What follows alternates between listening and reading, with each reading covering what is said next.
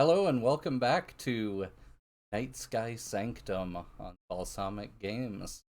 We have our first guest star of the season, Isabella, who has joined us, and we're going to jump right into a game right after everyone introduces themselves and their characters. Start with Morningstar.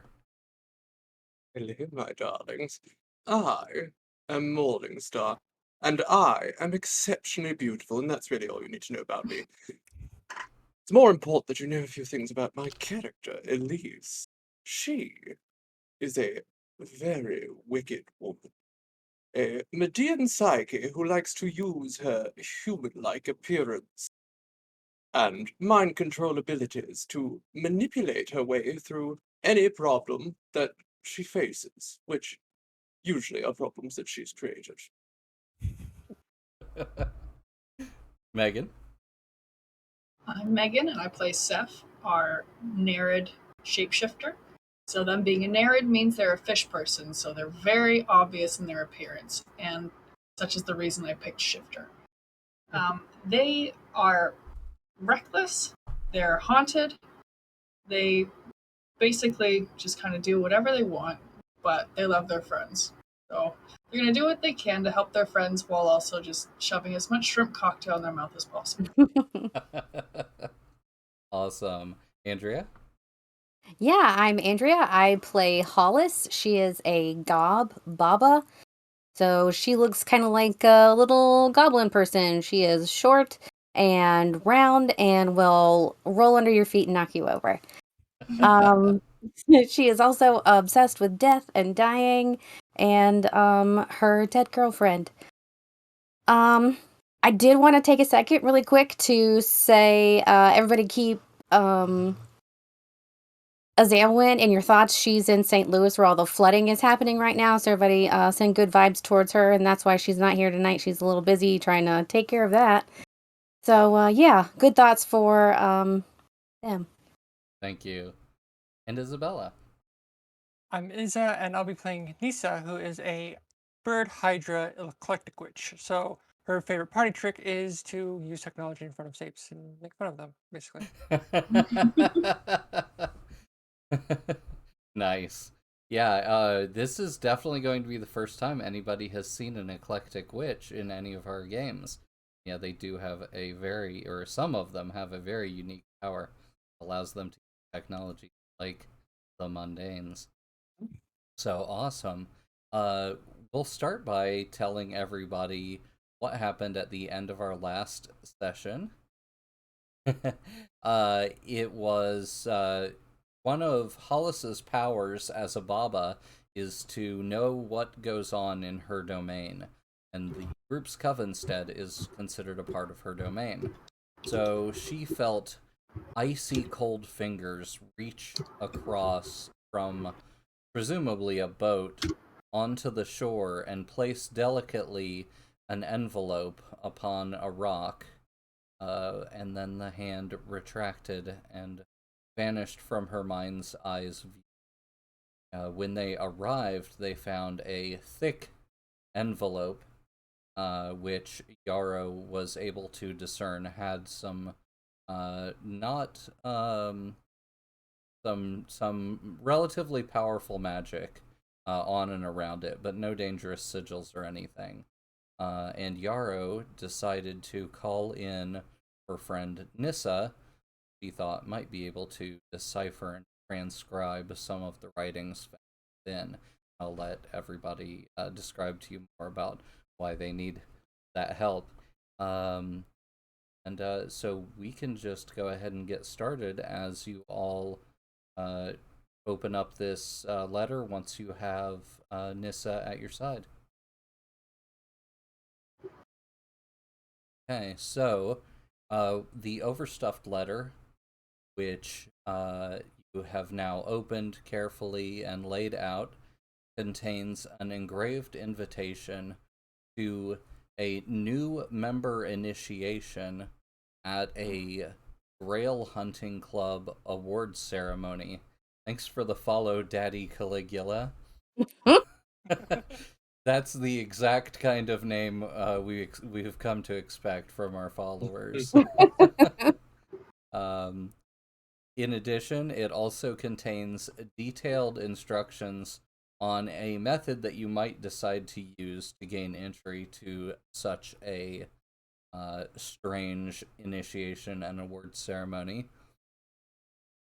Nissa is able to find that within there is a quite thick treatise, a sort of partial manuscript that can teach you a lesser ritual called Drawing Down the Solar Eclipse, which it claims will mask your Wild Witch resonance and allow you all to pass as mundanes.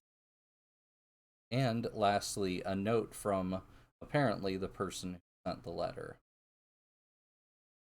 Does anybody want to take any of those particular parts?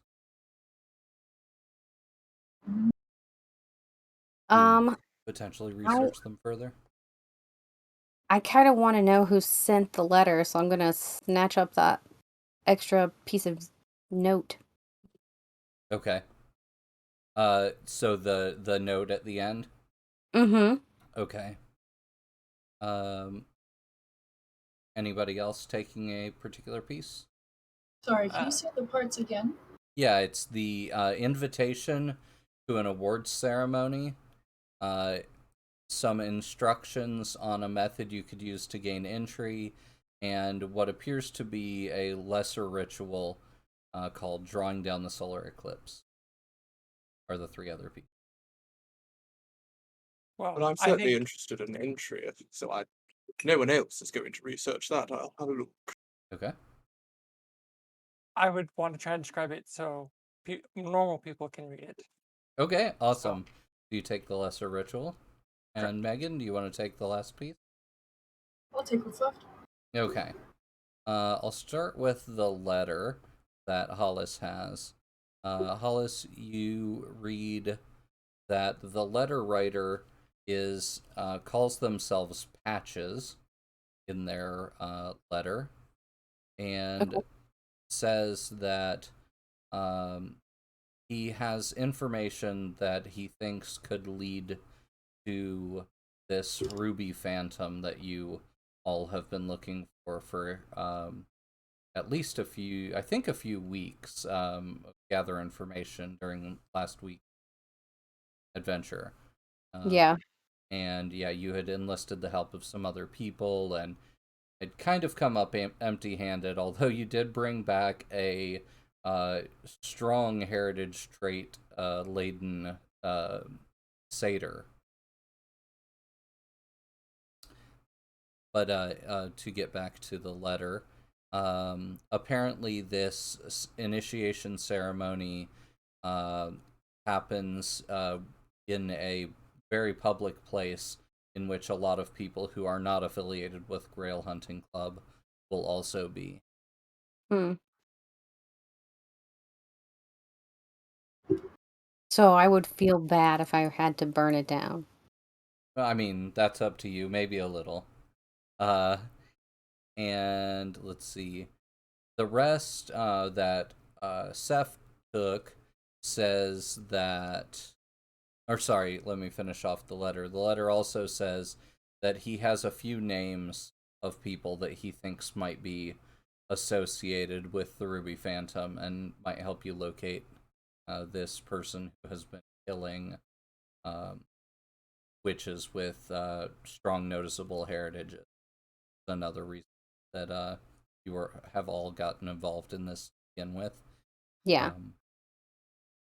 The letter, the part of the letter that Seth has, mentions that that Patches thinks that you should use the ritual as well as some additional charms or powers or shapeshifting that you have at your disposal to pose as mundanes, and can get you in as a four individuals who are trying to start a new chapter of a Grail Hunting Club group.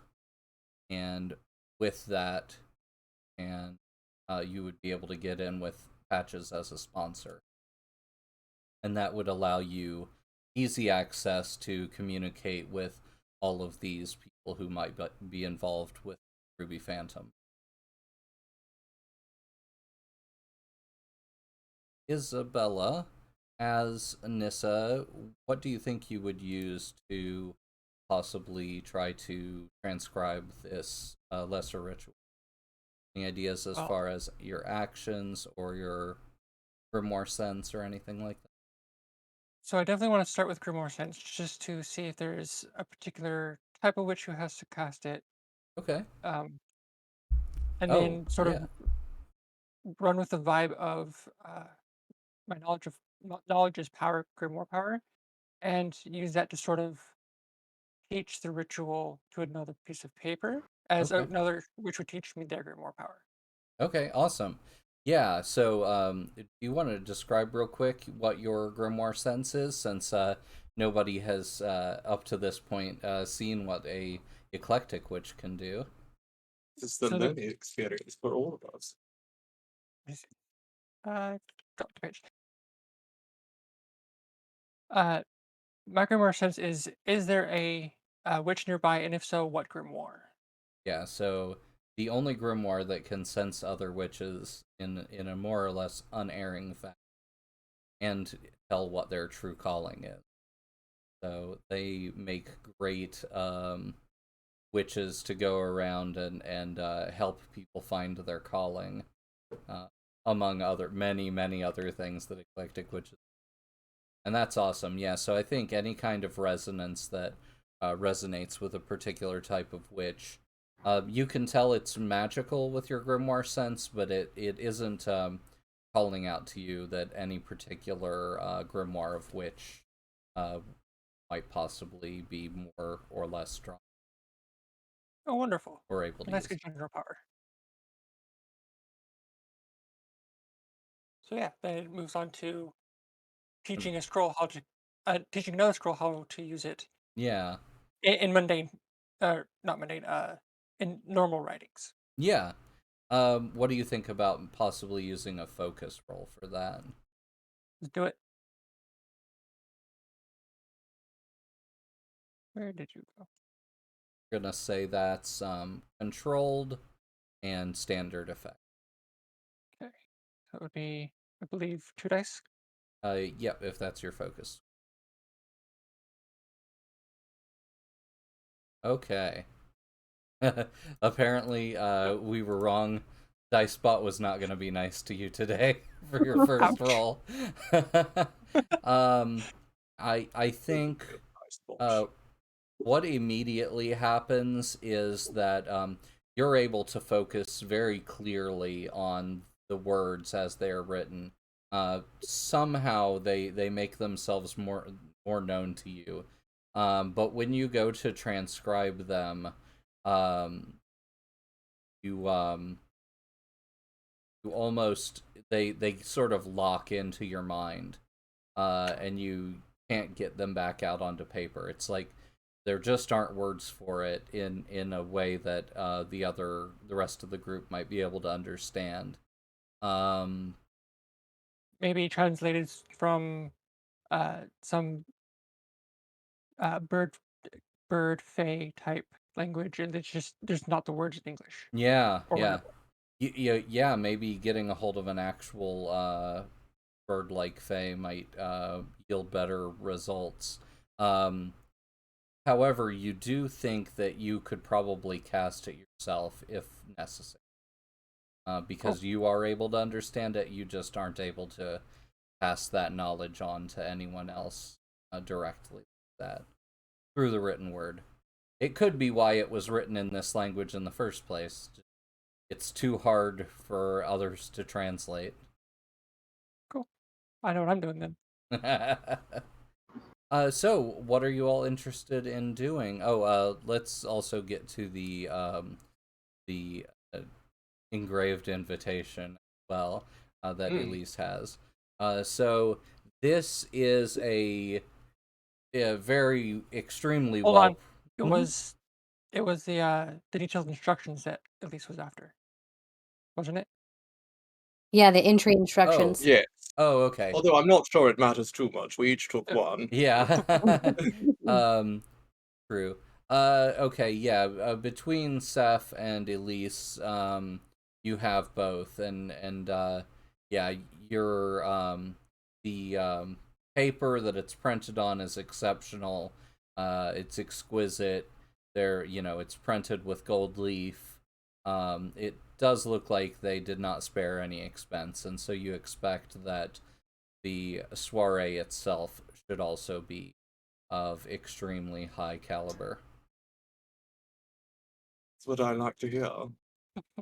The rest of the information just gives you more information about like how you would carry yourselves and uh, what the specific requirements for a new chapter of the Grail Hunting Club would be, and that you might want it to be from a place that's significantly far away so that they have a harder time tracking down that this is indeed a folly, if you choose to go that path. But are you interested in following up with the letters?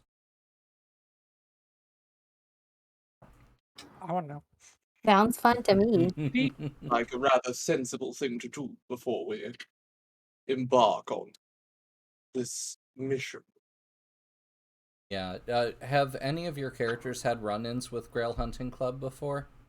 Only all the time. Okay. I have Yeah. a particular enemy actually who's part of the Girl Hunting Club. Oh, awesome. What is their name?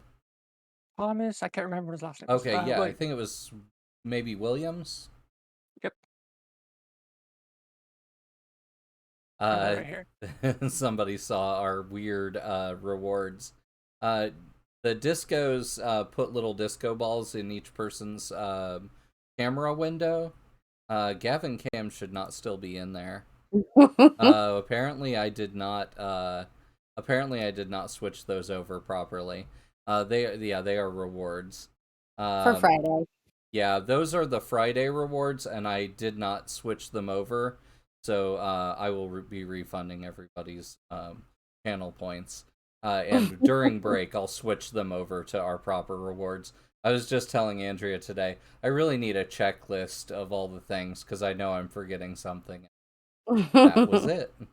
The checklist always does help. Yeah. Until you forget to check the checklist. Yeah. Yeah. So, yeah. So Nissa has had run-ins with a specific agent of the Grail Hunting Club, and you all know, in general terms, that there are a bunch of pretty terrible bastards who run the gamut between simple poaching all the way to magical animal poaching, all the way to potentially, it has been surmised that they potentially are also involved in trafficking wild witches. Well, we know at least one is. Exactly. The Ruby Phantom, which is why you all got on this kick to begin with. So are you interested in taking on this undertaking, and do you want to take it in a different direction than what Patches has written up for you? Well, I'm always a fan of the direct approach, so personally, my vote is for Patches. Hmm. And I have a way to mask those of us who aren't exactly human. So we can sneak in really easily. That's Awesome. good. Yeah, Seth can always be Tina. Or Jesus. Eventually, someone's going to recognize. Yeah. Hey, aren't you that actor, Ewan McGregor? Oh no. Good times. Yeah. Yeah. And also, do you want to try out the lesser ritual? Do you want to try to get any more information about it before you try casting it, or? Uh, I want to know exactly how it'll work. So Okay. I guess that would be is it another focus roll? I think focus study or makes. survey? I think focus, or you know what? I think study might work as well. Up to you. Just let me know what you're gonna roll, and I'll let you know what the position and effect level would be. I'll use focus since it has more. Okay. And so what would that look like? I'm going to focus on the resonance and try and figure out where this magic is going to pull and to what it's going to give. Yeah. Okay. Yeah. Let's do that roll, and let's see what you find out. I think that makes sense. Standard effect. All right, that's more like it. My Dice Spot's favorite finally number. coming around. All right. Sorry, Megan, got a die near your face there, but You should dodge, darling. Reactions aren't so good. Steph's the beefy one. I'm a little bit of a. All right. Nissa, what you find is that there are some other lesser rituals that appear to be very similar. There and greater rituals, actually, for that matter. There is a ritual that is drawing down the sun, and so you expect that might be similar to this drawing down the solar eclipse. But it looks like this potentially could have unintended effects. It is a relatively powerful lesser ritual. That there's probably a greater ritual that is better at, but it would take a lot longer to research. So you are worried about there being potential hiccups. Um, it can sort of fluctuate in power based on how well it's performed. Let's just put it that way. Interesting. But at bare minimum, it should make it so don't have any powerful resonance on you, i.e., you wouldn't be detected by another eclectic witch who was trying to see if there were witches attending a party. You would Cool. So maybe say. in theory, I could double check to see how effective that ritual is, just by sensing if there's any witches after we performed it. That'll be bare minimum. Yeah, that's true. So what do you all think? It's probably going to be practiced on the rest of you. Willing They to want to be guinea subject. pigs? I'll be a guinea pig. Nice. Making sure you get that curiosity XP. I suppose I might as well, even if I do look like a human, a sape. Can't let my residence undo me. Mm-hmm. Be quite the betrayal. Oh. What about you, Seth? Yeah. Let me give it a second of thought. You've been in worse positions before. That's true. All right. What do you think about another focus roll to see how well this goes? Let's do it. Isabella doing all RNG. the rolling today. RNG, be with us.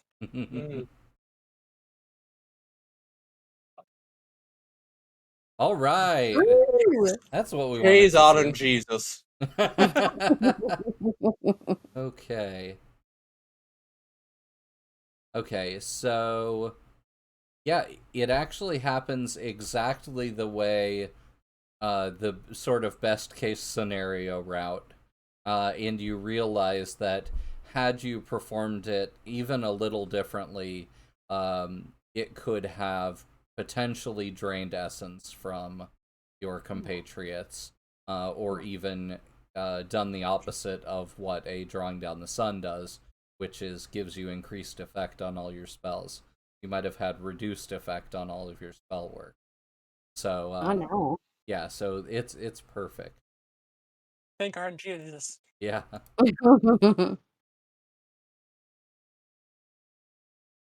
dice thing just a little too high. It's kind of it's stuck in the old thing. Oh well, I can't figure it out. Quickly anyway. Too high and stuck in the gold thing. Yeah, it's stuck I in can the weird relate. gold thing there. All right. That's less subjective. So the lesser ritual goes down without any strange occurrences. You do feel sort of this oppressive force on you magically, but it's light, and you're able to sort of puncture it with your own magic very easily, and it sort of just congeals back over you, and provides you with a sort of buffer against your own resonance seeping away from you. It's like a weighted blanket. It's a very good way of putting it. Yeah, it's an anti-magic weighted blanket. Hopefully not too heavy. Not too Lisa's bones might just break. She's like a bird. heavy. Literally. I mean, Okay. What do you think as far as your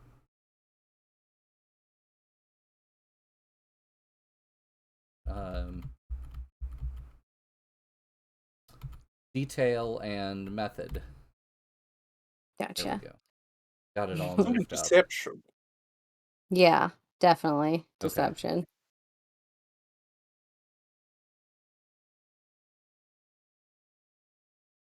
And yeah, then it looks like the detail kind of resolves itself. It's the invitation.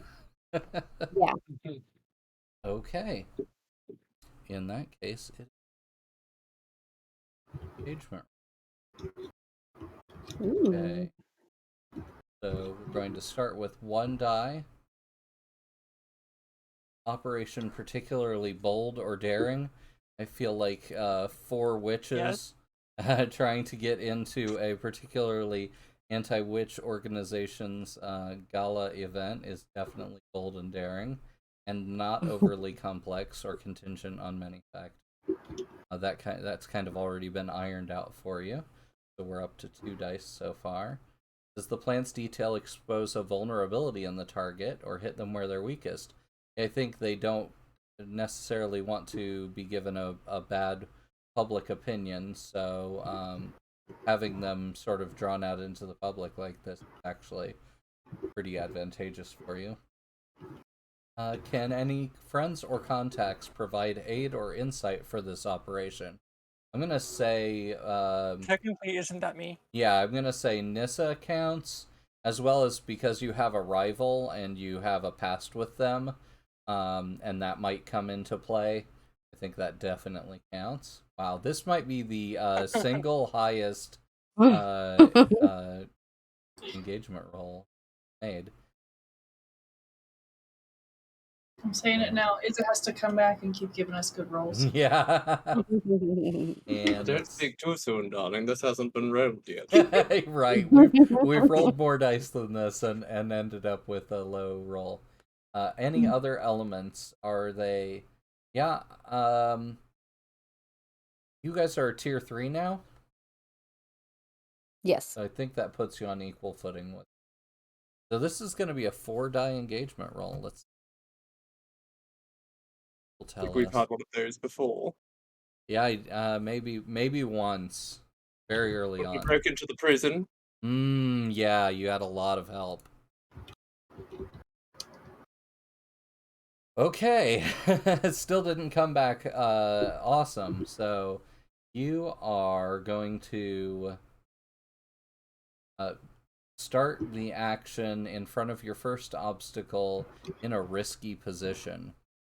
So I think what that looks like is I'll just go ahead and describe it, and you can all flash back if you want to, like, change your outfits or anything to be appropriate. You can all describe I know what Elise will be wearing.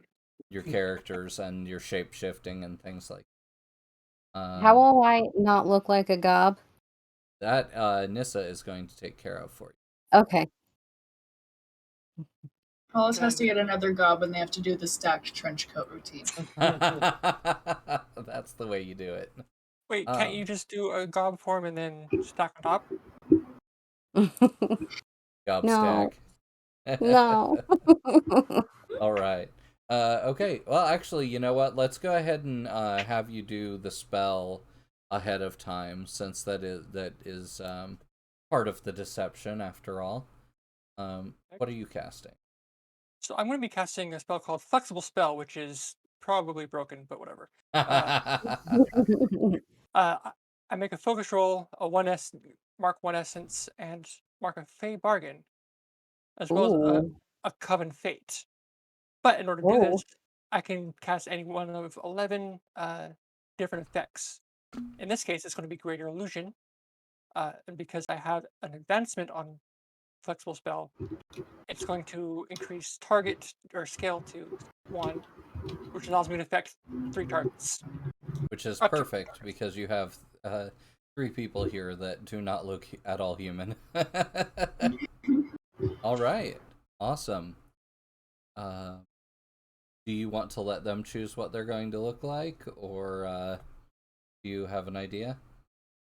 I think it would be interesting to see what they come up with, considering we have a Median in the group. So This reminds me, the Coven has a telepathic bond, but they share it through a Fey creature. So, how do you all want to get her onto your Fey, Fey-based telepathic bond? Want to interact with the statue in some way? Sure. Just be like, hey, pick that one up. So yeah, somebody's probably going to need to make a roll. Somebody that's already telepathic bond. I'll go talk to him since he's in my graveyard. Okay. You want to bring Nissa down into the graveyard as well? Sure. oh, and here's where I die. And them in the grave dirt. Okay. Do you want to describe what it looks like to go down into the Covenstead and where you're headed? Well, the graveyard is on top of the Covenstead, so right. yes. Awesome. It's not a catacomb, it's a graveyard. Soon though, I'm gonna make a bone room, so But soon, also soon. area. Yeah. Thank you, Okay. Order of the Good Yeah, I Death. forgot that word. It was out of my brain. I'm like bone room. That's what it is. It's a It's not a bone. word that gets used very often. In fact. Yeah, no, it's not. I guess I will use consort Okay. to, be friendly with him. Yeah, that sounds great. Sense. Yeah. I'm scared. I'm gonna spend some willpower. Okay. You don't want to And take a Fey bargain from him? Hmm. I mean, Okay. he can't collect right now. It would definitely be more difficult for him, yes. He just wants you to turn the red cups into stone. Yeah, let's take a Fey bargain from him to sweeten the deal a little bit. Okay. Let's see. Yeah. I think he's going to require you to or he's going to ask you for a favor, a small favor, before he grants you your desire. Okay. And that is going to be massaging his stone feet. Why? They're stone. He just needs his feet massaged really bad. It's probably goes back to the days of feet washing in the desert. That sort of like sentiment. Okay. You're willing? Okay. Sure. Yeah, he Just will. make the kids do it. Yeah, no, I was like, maybe the children could just send them up every day to massage his feet. Awesome. So you want me to roll that roll? Yeah, that'd be great. I am.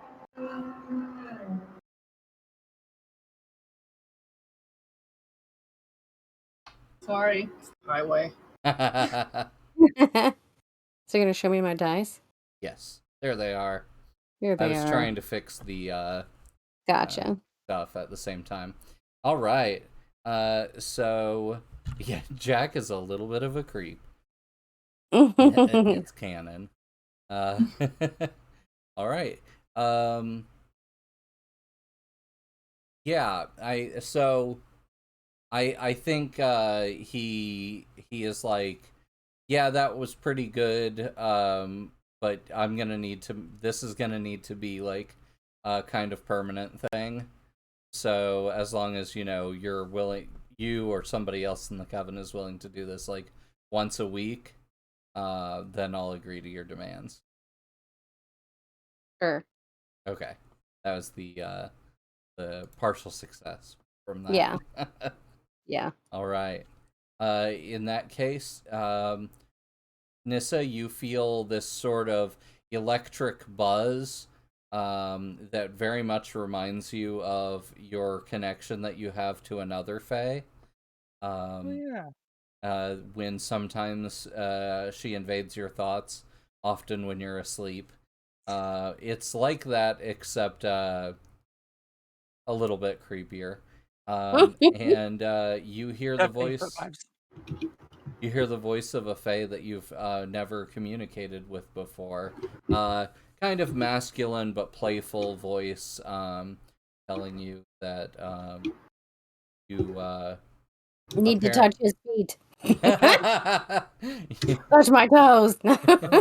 you have apparently somehow managed to make this coven feel pretty comfortable with you.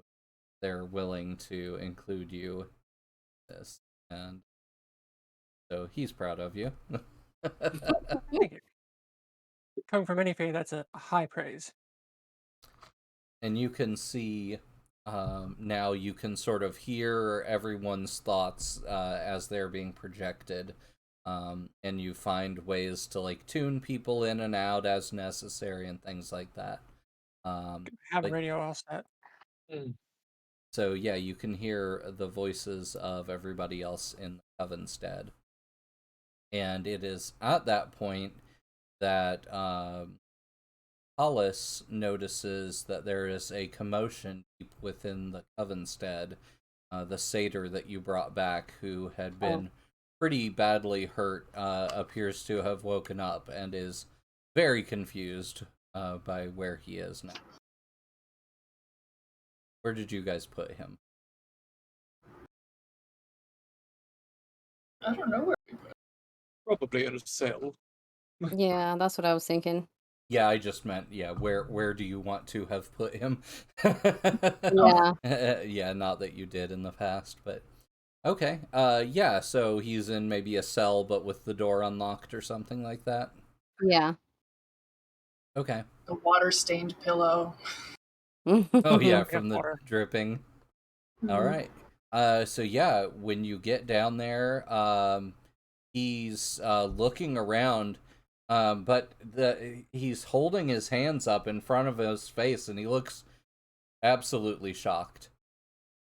And when he squeaks out, "What's going on?" you recognize that it's Bobby's voice that you're hearing, not the deep satyr's voice that you expected to hear. Bobby? Bobby, the Bobby Ortega. scientist who vanished, or who had his organs Oh, yeah. consumed. Apparently, there was some kind of mind transfer in Oh, that no. process, and you have Bobby in the body of a satyr witch. I'm going to Grimoire Sense and see if it's a new resonance or if it's somehow melded or if he's just running on the back of the other. That's Yeah, possible. very good idea. Normally, I would say with a Grimoire Sense, it's just automatic, but I think this is kind of pushing for a little extra information, which is awesome. So, what do you think about maybe either a survey or a focus roll? Definitely gonna lean on that focus more. Okay.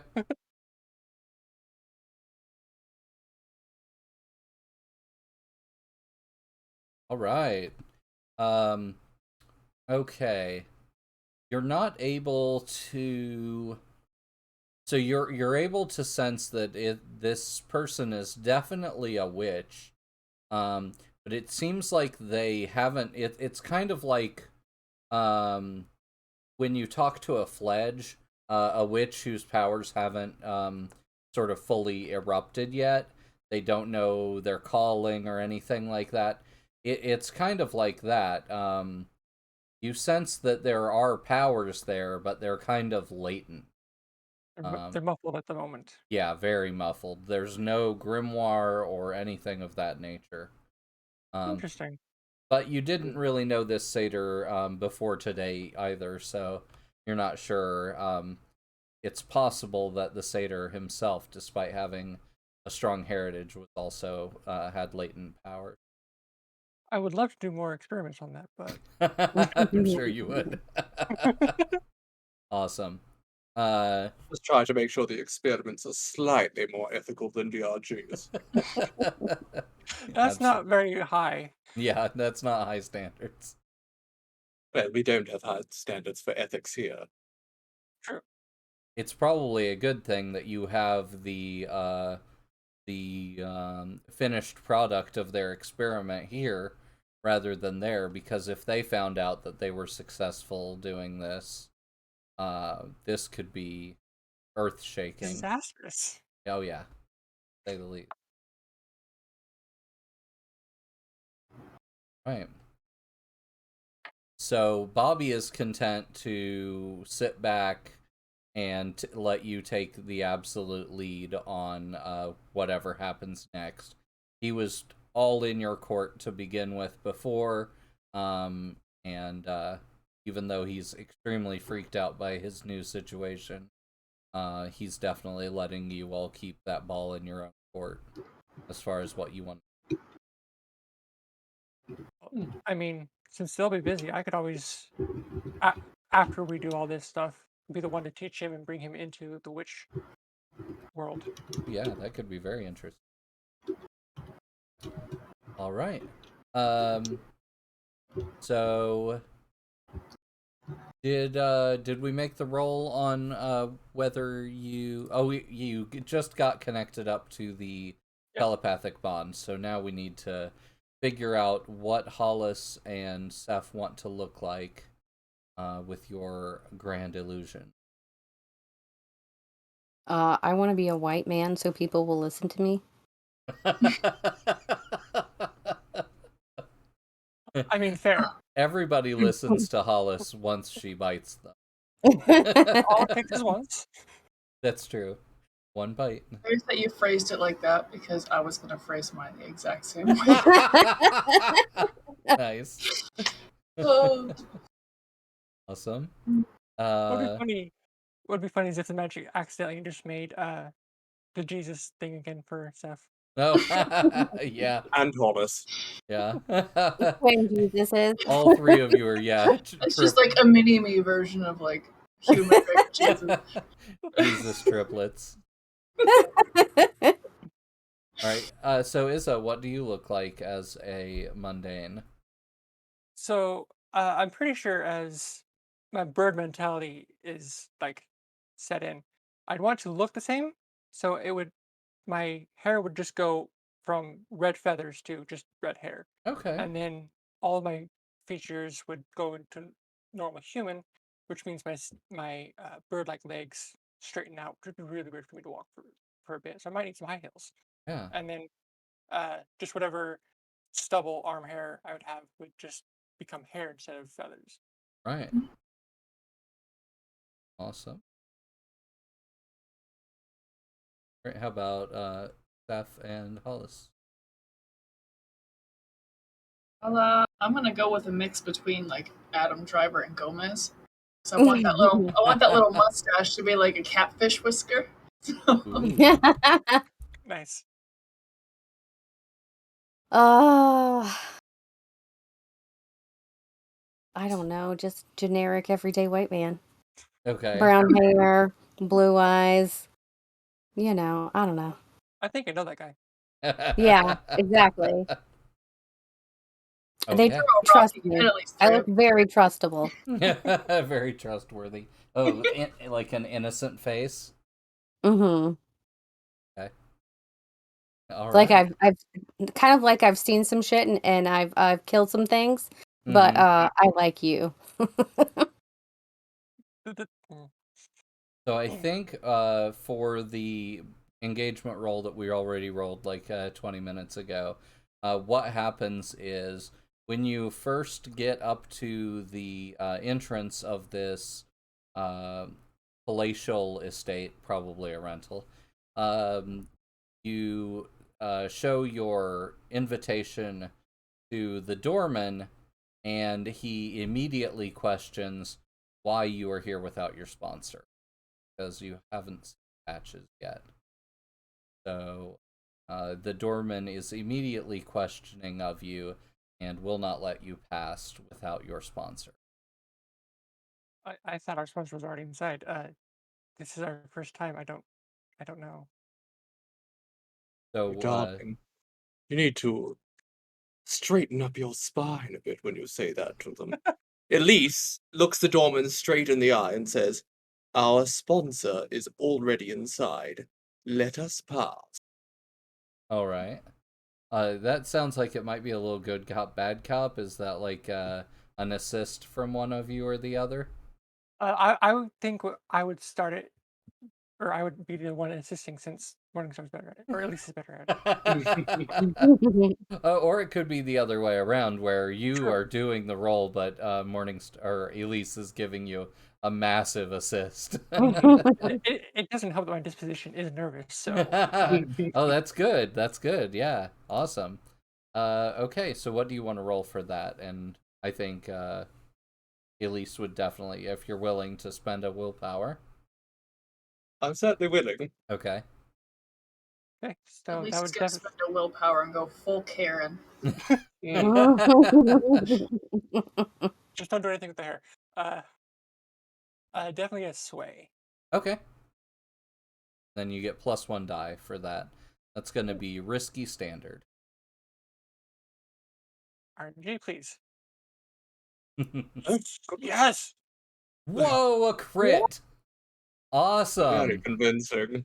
Okay, so not only does he do sort of a double take between the two of you, and then nearly drop the invitation trying to get out of your way to let you in, but you get a little something extra because it was a crit. So what is the extra thing, Nissa, that you would like? Possibly that the doorman could give you, or a place he could direct you, or anything like that for your bonus. Let's see, drinks would be nice, but Ooh. actually, I think I'll go with that.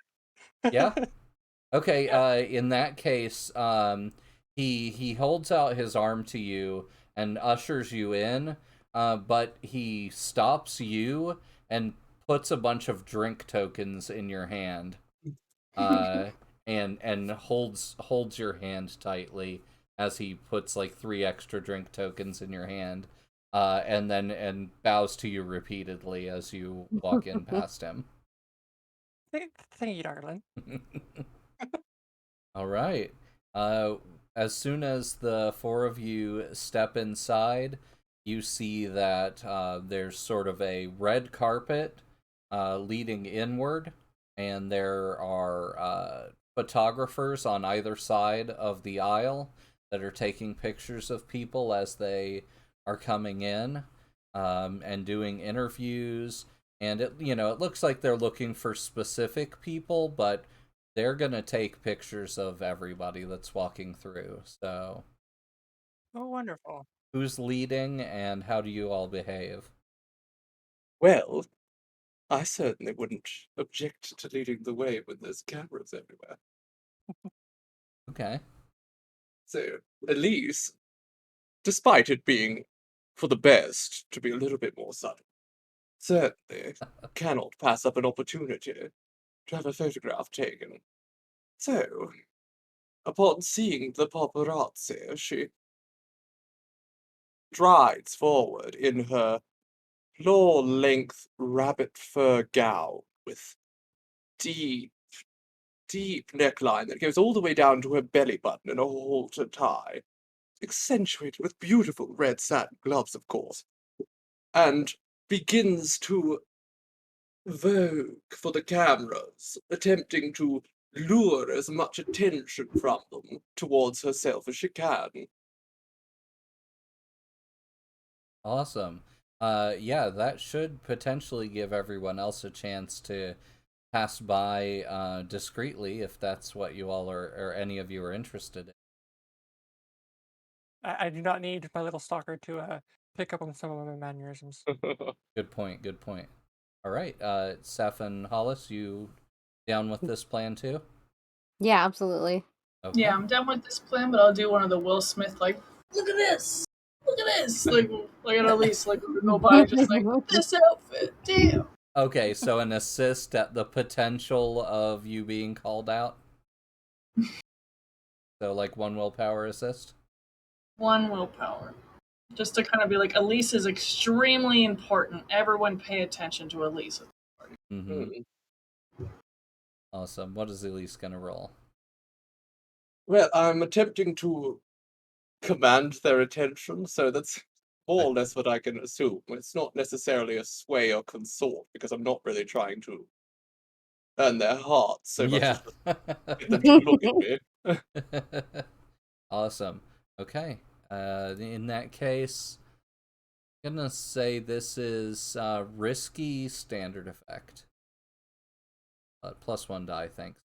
Fs.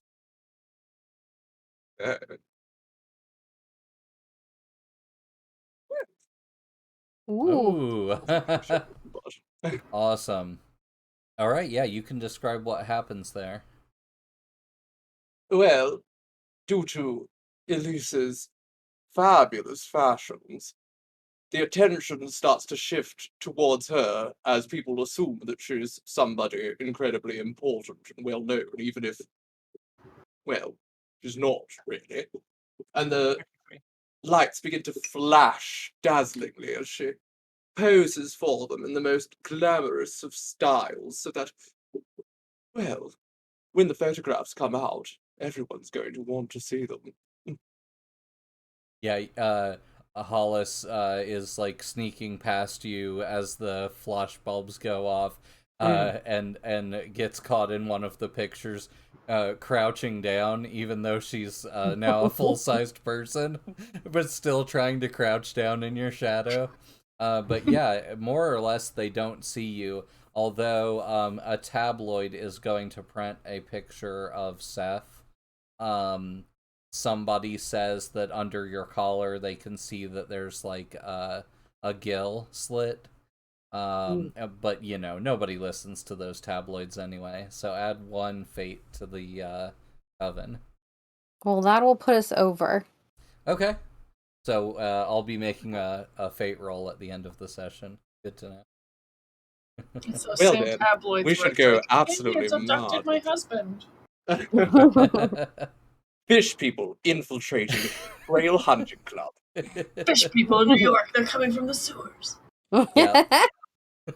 Luckily, nobody's gonna notice it until it goes to print, so you don't have to worry about it tonight.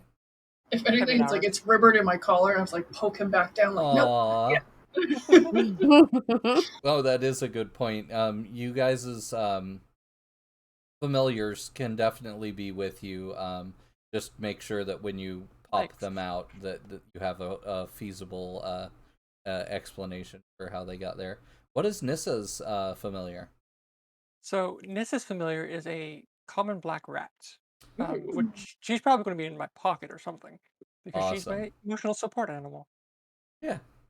Love rats. Awesome. Okay. In that case, yeah, the flashbulbs go off. Elise poses for one of those extreme close-up high speed shots where you make a very subtle movement, but then when they slow it down, it just looks like $1,000,000. Oh yeah, that was a good one. And you end up in like all these like YouTube compilation beauties. All right. And yeah, then the rest of you are able to sort of sneak into the main party without any real other pictures being taken of you. And Elise follows several minutes later. I assume that Patches knows who we are and is going to make contact with us at this event sometime this evening. Yeah, is either in this next room or possibly late or something happened to. So we should all kind of stick with Elise because they're the only ones that's recognizable. Yeah. That's a good point. And Elise is the person that tends to leave calling cards for the group as well. So yeah, if there's anybody She justifies her new wardrobe. Just leaves the gloves everywhere. Well, you know, they get dirty when we're working, you know, covered in blood. I don't want to bring them home. But that's what the red is for. All right. Let's take a quick break for the 8 o'clock hour, and then we will be right back with working rewards. All right, we'll be right back in You just a can moment. set us all on fire. Indeed.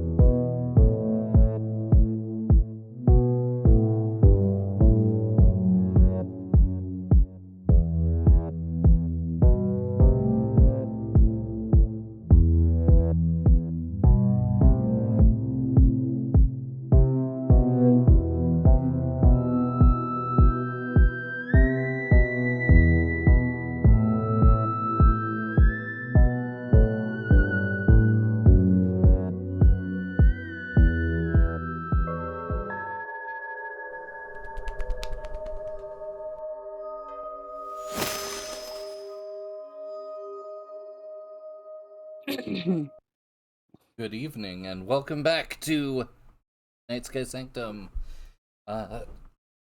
episode 10. Accidentally adjusted my... and we are back, and the entire Coven, plus Nissa, have infiltrated a Grail hunting club soiree, award ceremony, and new member initiation, and are trying to find the bar and food and everything of that nature where they find seats for the award ceremony.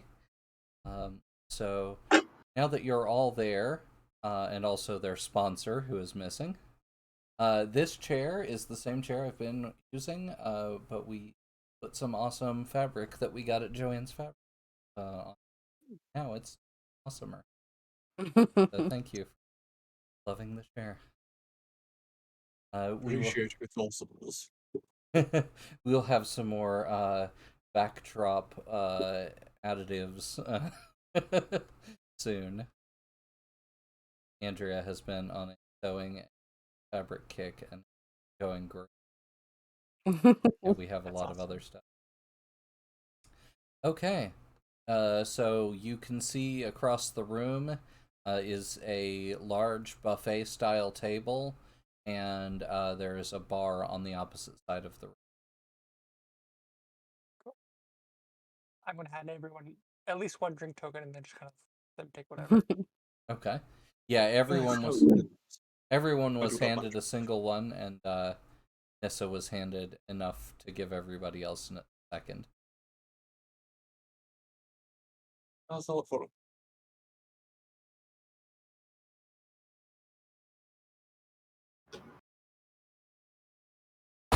And that was my camera. That was fun. Oh dear. Everybody hit the dirt. I'll be right back. You all talk amongst yourselves.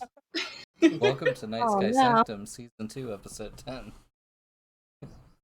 Where we throw our cameras on the floor. Yeah, that was incredibly fun. Very dramatic, darling. I mean, it is The the usual night. kind of tech issues we have. Was that supposed to hit like an hour ago, though? Therapy, my god. There we go. It's mostly back. Mostly. Did the whole arm just fall off of your desk? You can see the chair at least. Oh, everything's on fire now. Uh-oh. At least, what did you do? Nothing. The fire is never my fault. What did you do? At least didn't start the fire. Did they shoot the deputy?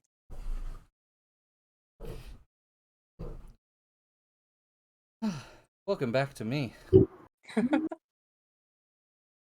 Of course, now the autofocus that I turned off. Yeah, There you're we go. fine. All right.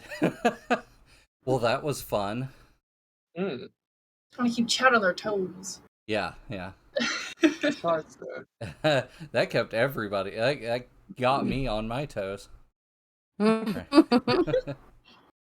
think I flipped around.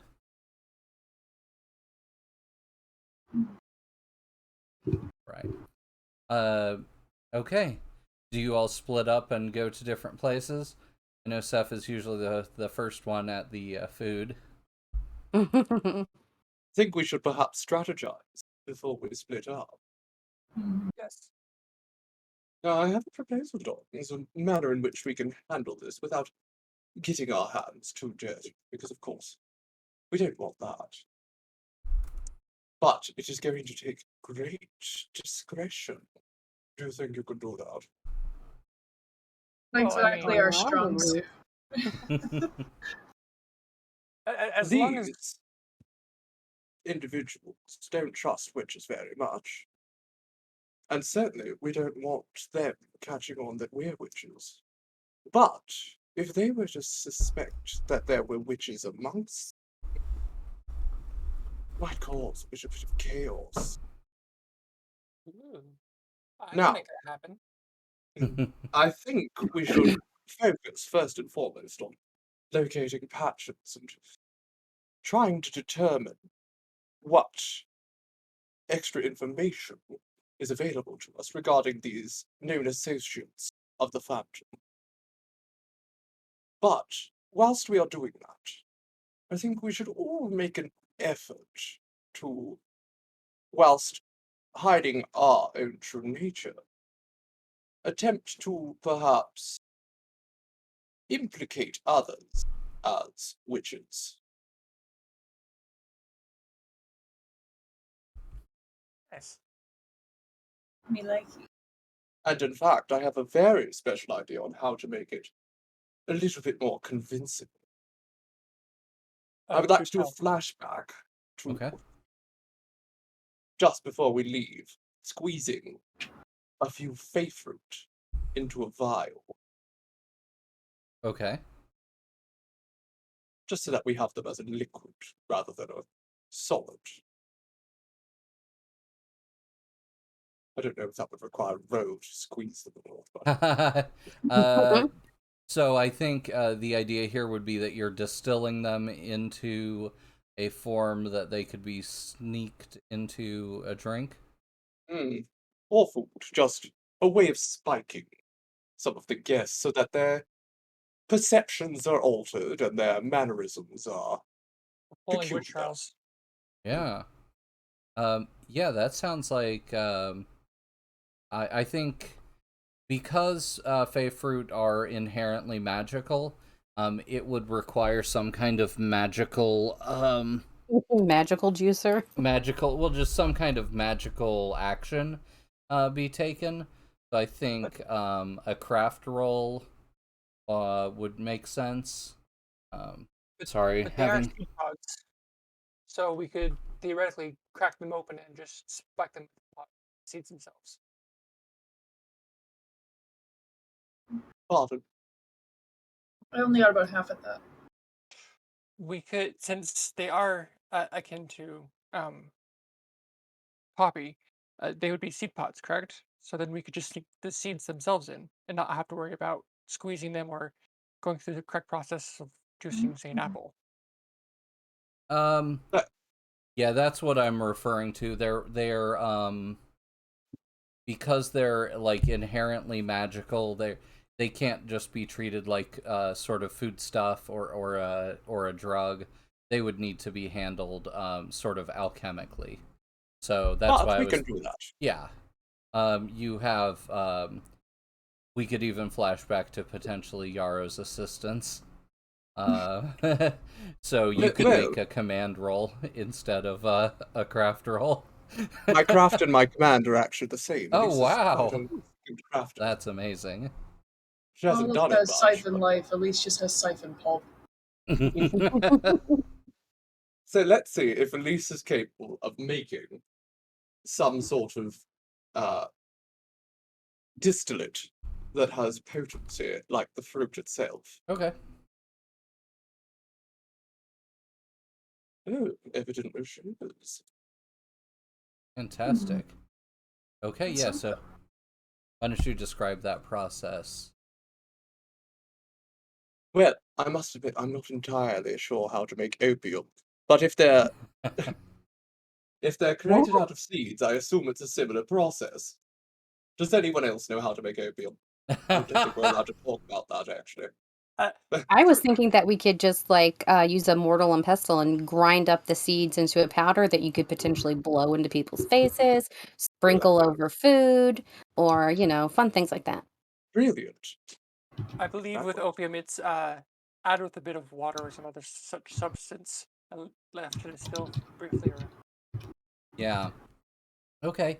Yeah, you find that sort of natural methods of like juicing and things like that don't seem to sort of convey the proper essence, but after testing a few other methods and some of the strange and unusual tools that Yara has in her workshop, you're able to figure out some ways that you're able to get the magical essence that you're specifically looking for the sort of drugging effects, hallucinatory and calming effects out of them without losing their magic. Okay. How many did you want to use that way? Give just 1 second to check my character sheet and see how many I have.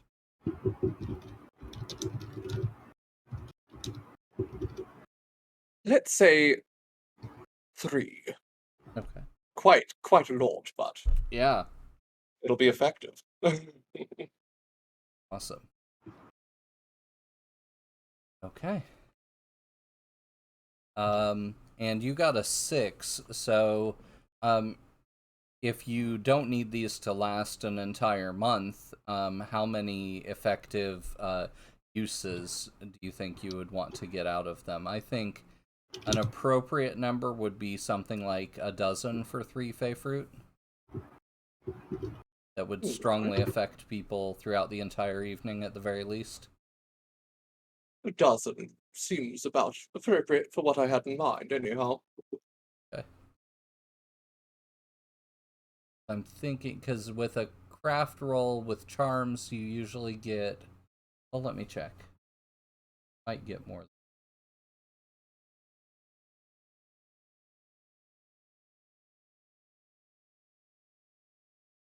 Got a 6. That's a 6 clock, so 6 times 3, 18 use. Well, So they're going to effectively count as charms that you can... and each one should inebriate a mundane for, let's say, 8 hours. certainly going to have an impact on them then, if we get them in the drinks and food. Now that Elise has actually figured this out,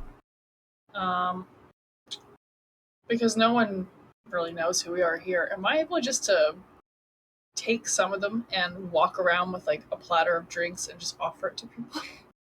Absolutely, if you're interested in doing that.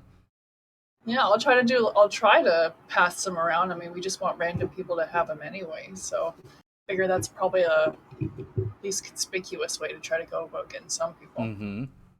Yeah, so now if you wanted to, for them to sort of gain the resonance of a witch through it, that could be done as well, because Fey fruits do have magical resonance. So it would give them potentially the wild magic resonance. Mm. So then it would be best to target the new people. Well, I have a little plan, darling, wherein I shall hopefully be able to convince these individuals at a point in the future that some of the people that they came with may not be the people they think they are. They've We been are quite replaced. skilled at pretending to be other people. They don't know how many of us there are. I think if we all do our utmost to maintain discretion whilst attempting to make others look like they are, well, witches in disguise, we can convince them all that they are vastly outnumbered and need to deliver our quarry onto us. Okay. After all, once they start getting paranoid and seeing their friends acting strangely, they might be quite susceptible to any threats.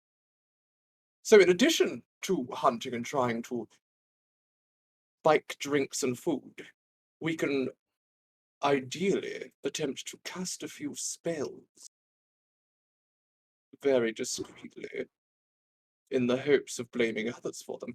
Nissa, do you think you would be able to cause any electronics to act up in someone else's hand? Oh, most definitely. And surely, if this is a hunting lodge celebration, there must be a few animal bodies about that Hollis could potentially animate in such a way that it looks like someone close to them activated them. Oh. So just to get this right, this sounds like a huge group-wide sort of group action Gaslight. as a massive gaslighting setup action. And then it will be followed up by some kind of explosive showing of what you've all created. Oh, darling, I have quite the show. Okay. All right. So, if I remember right, Seth, you already gave kind of a description of what you wanted to do with spiking drinks on platters and then handing them out. Mm-hmm. Do you want to shapeshift to look like to impersonate a member of the wait staff to do I think that? so. Because if that guy from outside comes back in, he'll at least know, like, you don't work here. What are you doing? Yeah. So I'll shapeshift into just another generic white man. You know what? No, I'm gonna offer drinks. I'm gonna be a generic, like, I'm gonna be a curvy brunette. Okay. Curvy brunette serving drinks. Still socially awkward though. So There, you can't Always. shapeshift out of that. no, Steph will just let the hips do the talking and serve some drinks. Always works for me. Okay. But you're getting like the costume, everything right, so it'll be like a full-on impersonate. Yeah. You know what? If anything, if Elise told Seth about an inkling of her plan, or like if Elise was like, here, I gotta do a costume change halfway through, I could take like some of Elise's wardrobe in a flashback and wear that. Darling, I'm not giving you my clues. I'm not going to let them get all fishy. This dress is I'll fur. never get that How am I smell going out. to get the smell of fish out of a rabbit fur gown? It's not going to happen. I mean, I could still be a curvy brunette in a suit. That's pretty yummy. Mhm. So I'll be fine. I was gonna say, I feel like impersonate, you could just make flaps of your body into clothing. Like, I don't think there's any particular need for, you to have Laps to, of your body. as long as, you're willing, because if somebody comes up and, caresses your tail, your tails, because you're wearing a tailcoat, and they're actually, like, grabbing your butt, but... As long as you understand that that's a possibility. Yeah. Kind of like a really weird Emperor's like new clothes kind of situation. Okay. So yeah, impersonate is usually, I think, a study roll. I'm just looking at it now. Study plus 3 essence. So I gotta Okay. pop that. Oh, my sheet is being really chunky. Well, let me click Chunky. it. Chunky. There we go. Delicious. Okay. And my study. Chunky's good. There we go. Oh, like, did I do wrong? No, I did. Did 3 dice. Hey, a Is it- 6. Woo! Okay. When I heard the sound of despair coming from you, I assumed it was a 1 or something. The dice bot part didn't pop up, and I was like, I put the command in wrong again. How do I screw it up every week? Once a week, every week, like clockwork. Nope, not this week. All right.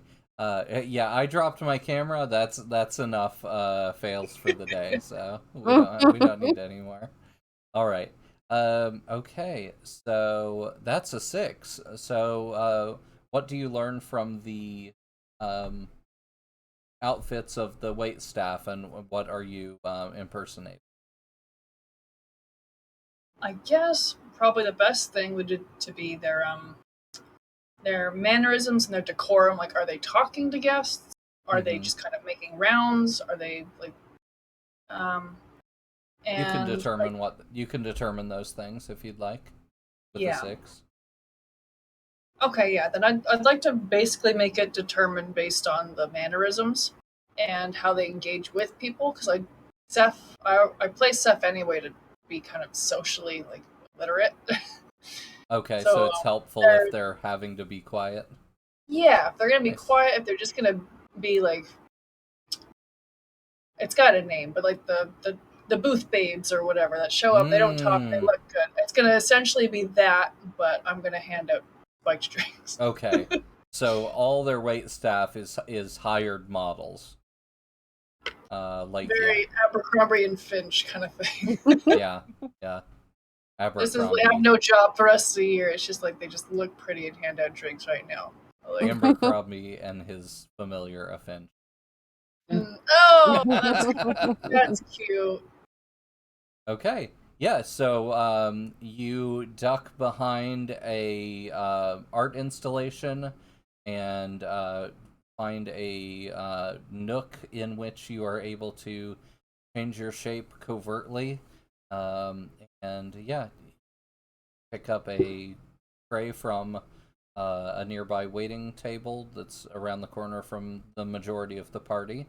And when you pop back around the corner, not a single person there is the wiser.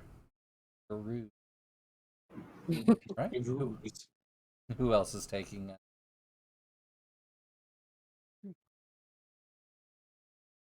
Yeah, are there any like dead animals on the walls or things like Absolutely. that? You can tell that whoever did that part of the decor is not as skilled as the rest of the people who threw together this party. Nothing matches. This looks like the animal heads and things like that look like they came from 1,000 different people's basements. Um, but they have been dusted off nicely. But yeah, none of the plaques are the same colors or anything. They literally look like they came out of people's basements Is and there just like got any cleaned up. full-on taxidermy? Like, There is a taxidermied bear that is on display right in the center of everything. That pretty much everybody has to walk past. They're going up to the stage to like receive an award. There are animal heads all over the walls, just barely out of reach of the average person. And let's see. There, you can smell that there is some more, but it's there. You can smell death on the stage behind a big gold curtain. So there might be okay, some more back there. That okay, doesn't sound foreboding at all. yeah. You caught something I had prepped. So with that, I think I'm gonna wait and see what is behind the curtain. okay. Always better to wait and be If cunning not, about if it's not that interesting, I'll have this bear attack me. Okay. it. Awesome. Anissa? So I'm going to kind of watch everyone and see which one is the most likely to join as a full-fledged member, and have Mint, my rat, wait for them to put down their cell phone. I want to see just what kind of damage I can do before making them the target of my great illusions. That's sort of like the mastermind behind this infiltration. Okay. Um, yeah. So you can see a small group of kids that range from age 13 to about 19. They look like they are about to start a new chapter, and they are all wearing their ever vigilant eye armbands. Double whammy. And they all have yeah, they look yeah, they look exactly how you were hoping. Good. Yeah, they look like they were groomed from youth to join something like this. Hmm. For targets. So I'll have Mint watching them for any left behind devices. Yeah. Yeah, so Mint maybe gets into position on something ready to, like, jump off and land on one of those kids. Mhm. Okay. Anything else you all want to do to... Ooh. Oh! Yes! Okay, well, we just had a awesome Hand of Fate, a 6, so something good happens. That's the perfect time to introduce Patches. No doubt, that's something good. So the main door that leads into the area comes swinging open, and you see a short man, probably 5'4", stumble into the room. You're like almost sure that he was pushed, but you didn't see the hand. The door closes quickly. He Because it was stumbles. a hand of fate. He That's what I told stumbles forward and immediately starts glancing around the room with his one good eye, the other eye covered with a very nice looking engraved leather patch. He Yes. looks like he's probably 23-ish, and you all recognize him from the description you were given that he was a gent with an eye patch, hence the name and or the nickname that hunting club gave him. I imagine that the engraving also matches. The what? The engraving? Yeah, it's an yeah. And as soon as he comes into the room, he immediately spots Elise, um, and starts to make his way over. You watch as he walks down the aisle, and he gets tripped by another person. As he's just walking down the main aisle, and when he turns around, he can't find who did it. But he kind of makes a beeline after that, straight over to Elise. Goodness. They don't seem to like you very much here, darling. Uh, well, he kind of looks around and makes sure that nobody's listening in, and sort of steps to the side with you. Because, yeah, I'm kind of born into this, so I haven't had much choice as to whether or not I was a member, because my whole family is, and so yeah. Anyway, I've made a few enemies. I'm sorry that that's even more apparent than you know than I had hoped. But hopefully uh, this doesn't cause any problems with your investigation. And in regards to that, what information do you have for us? There Okay. was associates mentioned. Yeah. Uh, he had 3 people that he suspected. However, it appears that one of them has not shown up. Appreciate Um, it. so you have kind of. I assume you're passing this information to everyone else as he's giving Yes. it to you. I'm So only sometimes withholding. so he tells you about a guy that he saw on his way in. He'll be making his way in momentarily. And they call him Jammy. Jammy is also from another big family that uh, that has been in the organization for generations. Um, Jammy is also ex Ever Vigilant Eye. He was kind of a Boy Scout, um, and he still wears his Ever Vigilant Eye armband in his shirt like it's a pocket square, with the eye just peeking out above the thing.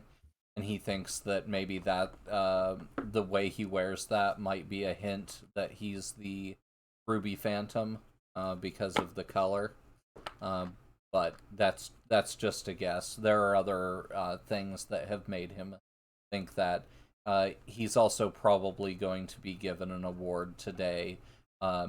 He is a he killed or finished killing this year the Big Nine, which are the Big Nine natural creatures, rhino, all that. And so he'll be graduating to a new class of hunters. So he expects him to receive that prize. And the other one is way far beyond all that. He's not even he's nowhere near an up and comer anymore. He has received the triple platinum award. He still comes to all these events, but he has achieved every award that the organization has to offer, and is probably a member of some secret society that Patches is not aware of their exact existence, but it's assumed that there is a secret society attached at some upper level. There always is. Yeah. Well, and I'm he'll work immediately on getting- suspicious of the one who's managed to do everything that has been laid out before them, because as someone who has done a great many things in her life, one does get bored. And boredom brings bad behavior.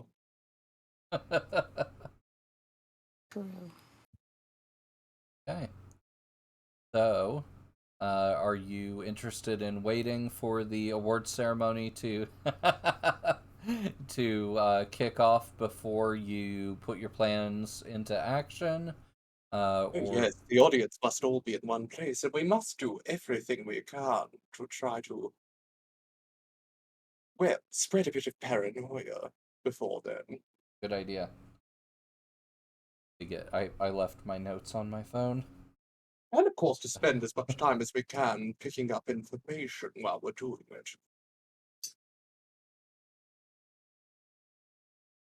Can I use Helm of Darkness to get behind that curtain and see what's back there?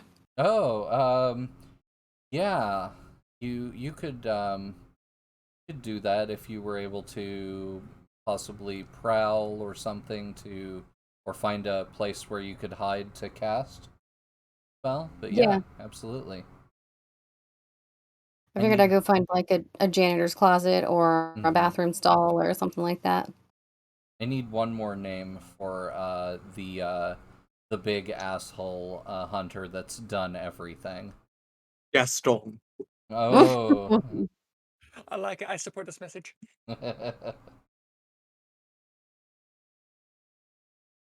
And his or is that his nickname? Yeah, that might be his nickname that they His gave real him. name is Jeff.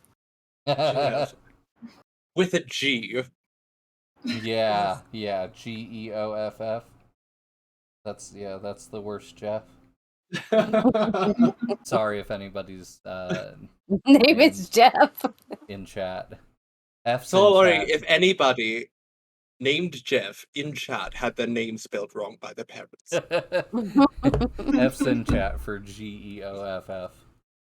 2 F's in chat. Yeah, 2 F's. One for each F in Jeff. All right. Okay, what do you want to roll for that? For Hollis? Let's see. For Helm of Darkness. I was thinking for finding a quiet place to cast. You just want to find a bathroom? Yeah, I figured that would be the easiest way to go about it. Okay. Make a 2-die fortune roll to see Okay. how good these bathrooms are for magical safety. And if they're clean. And yeah. Good point. Okay. Not too bad. Okay. The bathroom is packed, and so you do worry a little bit that someone will see you go in the stall and then see the door open with nobody left in it. But if you're willing to take that risk, then you cast. No. No? Let's What go would to the men's room. It's more disgusting, but it's always quieter. I assume that's where I would have gone. Oh, As a right, you are. Hollis is Yeah, that is Oh true. yes, Hollis- you're Hollis. very Oh, white masculine. man. You Oh, get. oh wait. Men are much quicker in the bathroom, so like you could just wait a couple minutes. Yeah. Okay, so just take some extra time. Yeah. Okay, awesome. Yeah, in that case, yeah, you take some extra time. You wait until the last time you hear the door shut, and then you expect it to be clear, and then you cast Helm of Darkness and invisibly leave the bathroom with no one else the wiser. Okay. Just hopefully there's no like toilet paper stuck to your shoe. Yeah. That All would right. be if the die roll failed completely. Yeah. I don't think it's going to take a roll to get up behind the curtain. So when you get up there and you peek behind the curtain, it's an absolute madhouse back there. There are celebrities that are getting ready, and a bunch of people doing like behind the scenes things. But the thing you came for was the preserved animals. It feels like an ice box in here. And apparently, these animals are very fresh.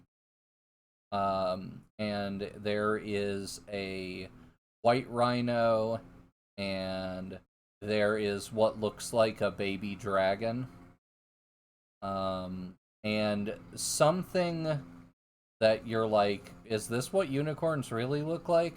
You're not sure if it was taxidermied together at the last minute or if it actually is what a unicorn looks like. But yeah. They just stuck a narwhal horn on it. They're back there. Hey, Asailwin's back in chat. Thank you so much for How joining. lovely Yay. they dropped in. Glad you came. We truly miss you this evening, darling. Yeah. Very much so. I threw my camera on the ground for you. Do I have to come back onto I guess out of the Helm of Darkness to cast another spell? I in general no. What are you thinking? I was thinking animate corpse. Animate this rhino. Command it to, lay still until it's revealed, and then rampage around like a rhino. Okay. Someone Okay. failed in the duty. Sounds good. All right, let me see. That'll just cost you an extra.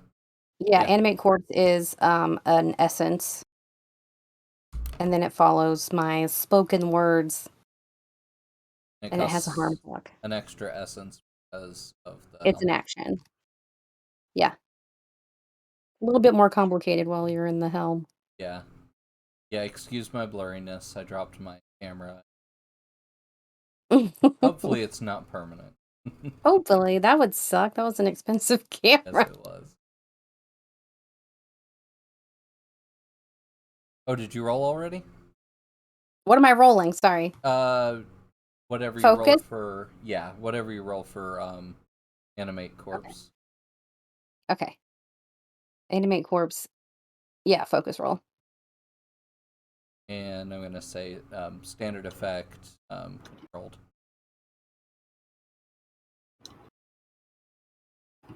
Okay. With a minor issue, you can press on and go to risky, or you can withdraw and try again. What do you think? With a 5? Mm-hmm. Uncontrolled. You get to choose. Um, I was thinking risky. Maybe it's having a hard time sitting still. It'll It is an do it, animal. but The it'll. It's an restless rhinoceros. It's an antsy rhinoceros. That's fine. He can be antsy. Okay, it's fancy. Might even be better. That way Yeah. the leg is twitching the whole time. It's going to freak people out. Yeah, yeah. And then All these I'll nerve connections are reestablishing themselves throughout its body. Whose spirit are you putting in this? I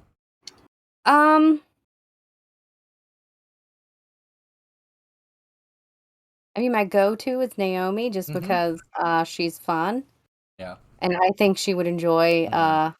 rampaging here. I think so too. Yeah, she's very excited to rampage, so she's antsy. Awesome. Okay. Okay, I'm gonna sneak my way back to the bathroom and pop back out. Awesome. Anybody else? But I don't have to go to the bathroom. How many of these drinks have people consumed? That is a question that we could have. Well, we could just say that it was Seth giving them all out, or were you holding some back for something else, or? Ooh. I think that's a question for you, Elise, whether you gave me all of them. Well, I figured Seth would be the one who gravitated directly towards the food, so they could have their fill before they tainted the food. So I leave it up to you, darling, how you want to distribute the drugs.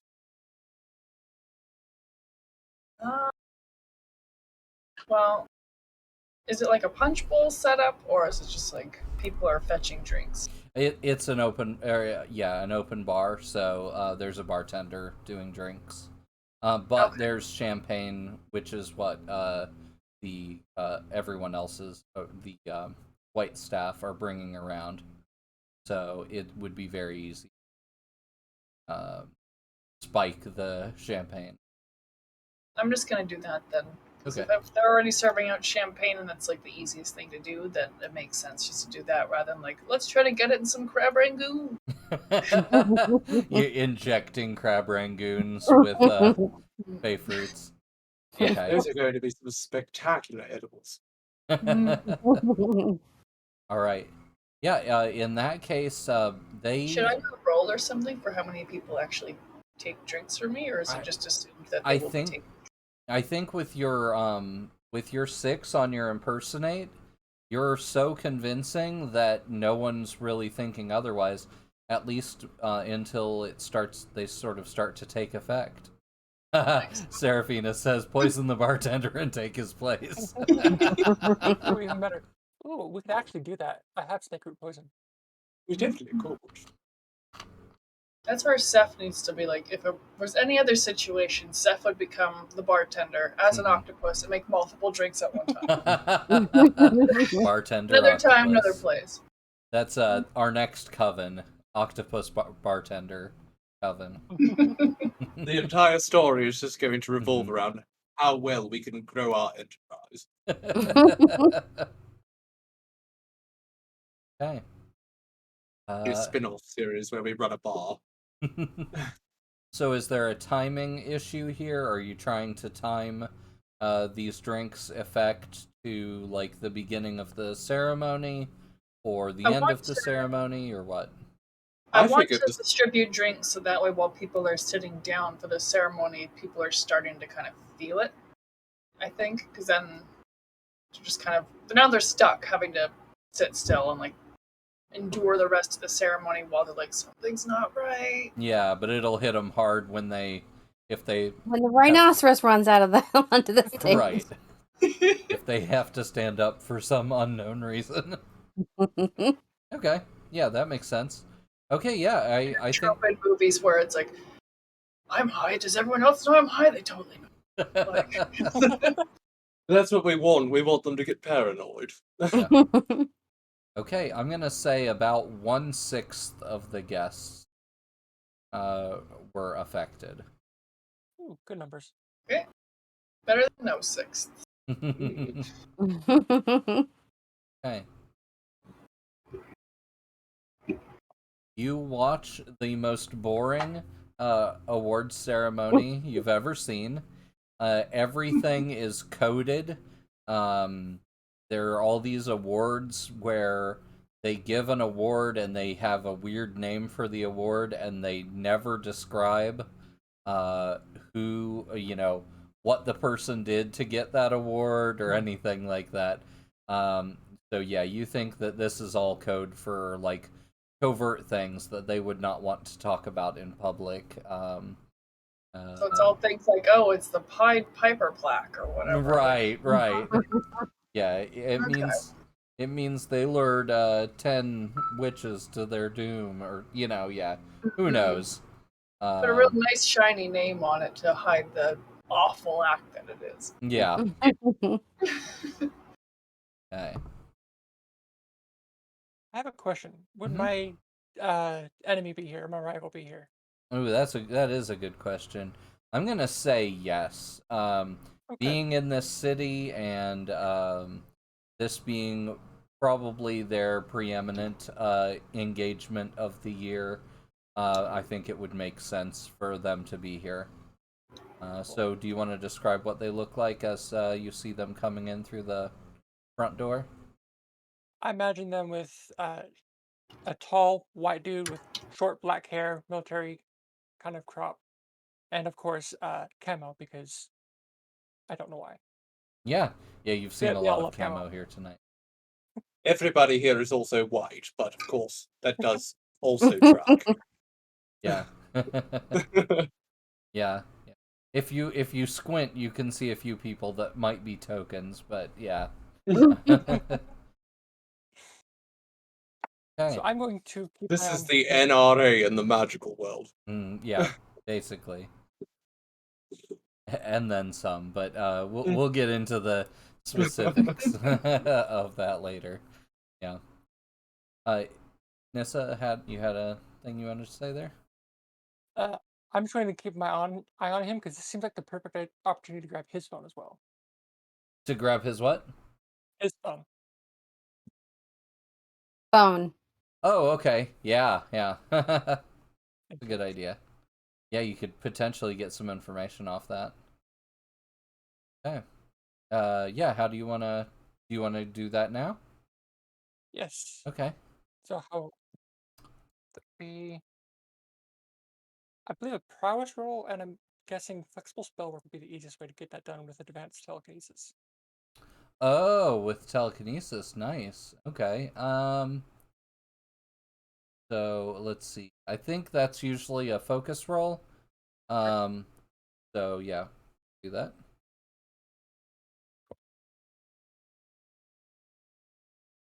I'm gonna say risky because you're using magic out in the open. Standard effect. Right, gods, please. Hey, that's not too terrible. Um, let's see. The phone levitates up out of his back pocket, and then you lower it down to the ground behind him quickly, but try to set it down on the floor gently, and then slide it to the side up under one of the tables so you can go retrieve it, rather than just levitating it straight over to yourself as you would probably normally do. But when you get to the table that you've slid it under, you find that the last two seats at the table are being taken right in front of you that you were going to sit at and play footsie with the phone to get it back. But yeah, a couple jaunts up and take the last two seats just as you're getting there. Dang it. Mint, get on it. Mm-hmm. Okay. What do you want Mint to roll? That would definitely be finesse, and she runs off of my score, right? Yep, that sounds Okay. great.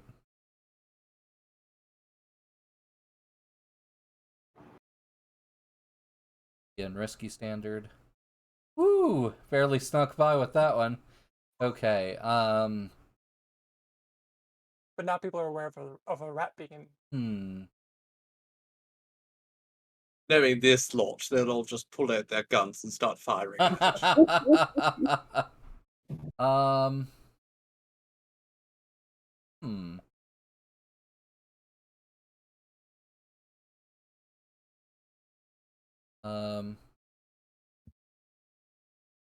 Yeah, I feel like the rat is able to get the phone, but as it's carrying it away in its mouth, someone spots the rat going behind a piece of taxidermy, and screams.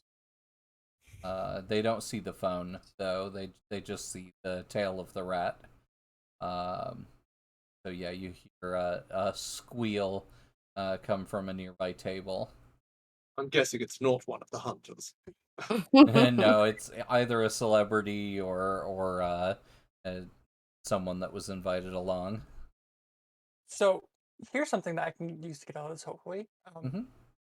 I will again use my uh, connection with Spectra, my fey person, Uh-huh.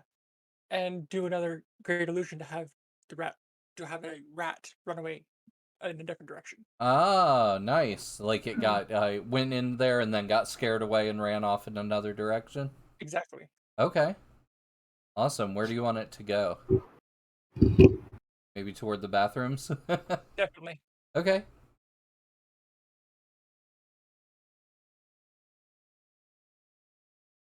Yeah, your Fey friend is like, "Oh yes, I am all too happy to help you make an illusion of a rat."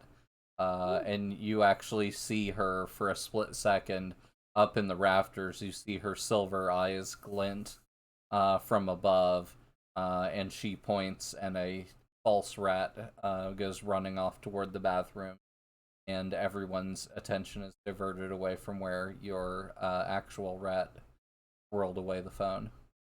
Rat Thank you, squirreled. Shigamama. All So right. it's for this reason that Eclectic Witches crew so many fey bargains because that Mm-hmm. spell's so good.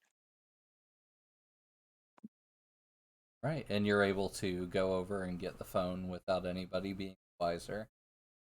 And I will use this opportunity to use Gremlin Banes just in case, which allows me to spend an essence and all electronics work. All right, you have his phone in your hand, and you are currently crouched down behind a large. This one is a bear, and it's up on its hind legs, and with its claws up, but it's just a stuffed bear. There's nothing left in it to animate. But yeah, so you're standing behind that with his phone, and you sort of watch as these semi-transparent creatures that were crawling all over your body up till now. When you cast your spell, they all leap off of you and go run away and find other people. Try to find other people to infest, but it's slim pickings here, so they just sort of phase into the walls, and you see some of the lights start to flicker. But then they all go back to normal. And All right. yeah, you're at his phone's home screen, but it is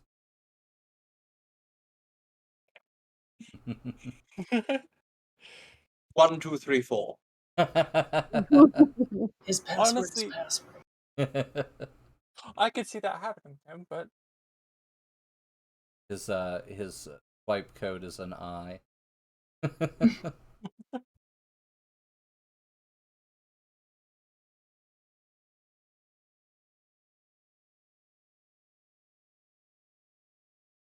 Let me think on that one. See what I can do.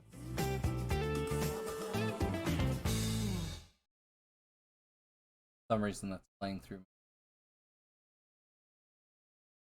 Keep me Yay. disco. I gotta dance. Yeah.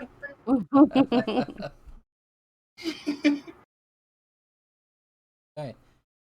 You can tell the award ceremony is coming to a close because they're playing some big on these huge screens above the stage. There are these they're playing like memorials to fallen hunters, things like that. It's Is it mostly rampage time? what's that? Yeah, Is it rampage time? yeah, probably is. It's Let's mostly do it. elderly white men who are on their deathbed after living for 102 years in extreme wealth.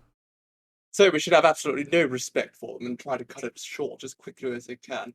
Nissa, do you think you can send feedback throughout the system? Loud, obnoxious, unpleasant, and jarring. I most certainly can. Heck, if they're that old, you could stop their pacemakers. Well, they're already dead. Is it time for some wild magic or Pacemaker, stop. Wild magic. That'd be great. Yeah. You spot Gaston, who has come in at the very last minute to take a memorial award on behalf of his father.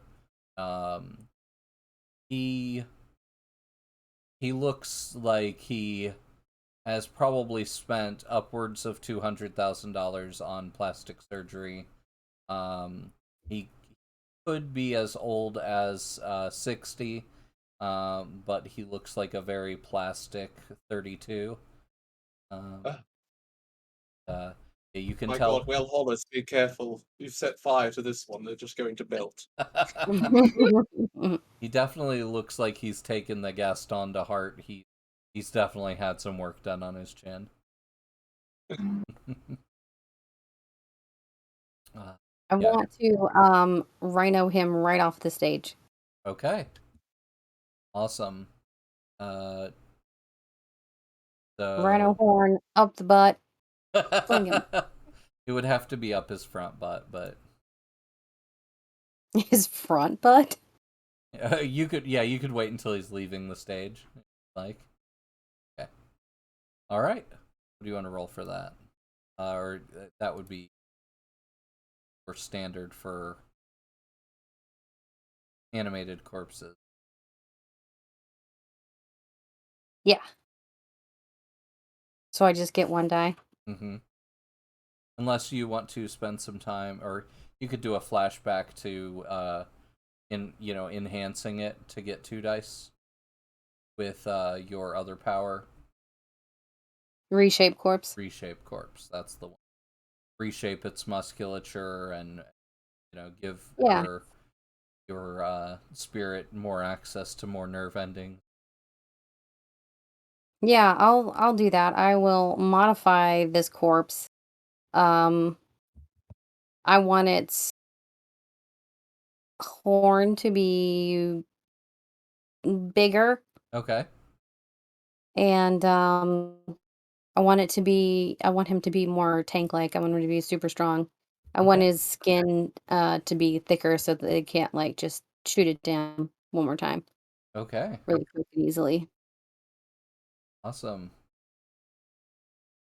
And that, 3 I more assume, essence. costs 3 more essence. 2 for Okay. the spell and 1 for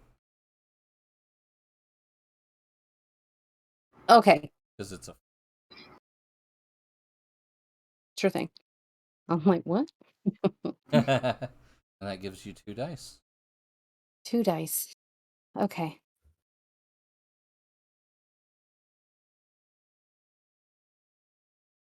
Be good dice. Hey, a 4. Okay. Um, The horn hits him in the hip and cracks his femur near the hip, and he goes sprawling off the side of the stage into the first row of seats. The rhino just crashes right through him and is sort of teetering on the edge of the stage, waiting for another instruction. How high is the stage? Like he could jump off the stage. Oh and be yeah, fine. no, he could definitely get off the stage, no problem. It's like 4 feet up. Crowd-surfing might be difficult, though. Yeah, I was thinking like as he sort of came to a stop, some of the ligaments in one of his legs kind of snapped. He's perfectly fine, but he's one tick on the clock from down from when he was animated. Okay. I think you rolled am I right? You rolled a 6 for animate corpse. I don't know. I think it was a 5. It was a Yeah, I 5. I think it was 5. Okay. Then he has a 4 clock of harm, Okay. and he has 3 left. Awesome. Okay. Okay, he's good to go to take more instructions, or anybody else can take an action. Well, this might Luca be a gave me a good wonderful plan. idea. I want to use the great illusion, make Okay. the walls bleed. Ooh. But instead of doing all the little things that she suggested, I am going to have one of the people sort of resonate with an aura, as if they're the ones casting it. Ooh. Oh, gotcha. Okay. One of And the then people that has been affected by Seth with the Fey fruit juice. Mhm. Nice. With the fake Capri Sun. Okay. What do you want to use for that? So that would be a focus roll. Yeah, 'Cause I'm using now that I'm thinking about crystal it, power. as we go more into all these different effects that you can do, I'm starting to think instead of it just always being focused, maybe it should whatever action roll. Okay. Contextual. Yeah, contextual action roll. Let me see. So your choice. Well, Maybe a survey to find a person that would match that description. ooh, I have an idea for who it would be. Oh, Probably yeah? one of the kids I knocked earlier. Yeah, they have a what- spot right near the front, so yeah, they're easy to get to. So then it would be target, I guess, in that one. Okay. And what's the effect again? I'm sorry. Oh, to make them So- look like they're casting. Yeah, Correct. makes sense. Make their fake resonant flare. Yeah.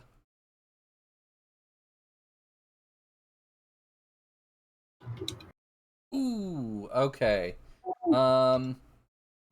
So, you target one of the kids, but your spell misses and goes back an extra row, and affects one of the other people. But that person is turned away from where the spell happens. So you make them make a hand motion like they're making the blood rise, but it doesn't really match with what's happening. So nobody really correlates it, but the blood, the walls are running red with blood now. So everybody is sufficiently freaked out. They're just they can't put 2 and 2 together as that was the person that did it. And you think that some people are suspecting you because you had to like point to do it, and yeah, so we'll just do +1 fate, and you have one of the wait staff is like, did Did I see you? Yeah, they're not sure, but it's gonna go to risky. Perhaps it is about time that we make the fate so much worse. I got a question. Yeah. So I picked up warding last time based Mhm. on my points. It says reduce the severity of a supernatural consequence per essence spent. Explain the ward you cast earlier that protected you. This may be used multiple times on a single consequence. Yeah. Would this? Sorry, just reading it out for everyone in chat who doesn't know what it is. Yeah.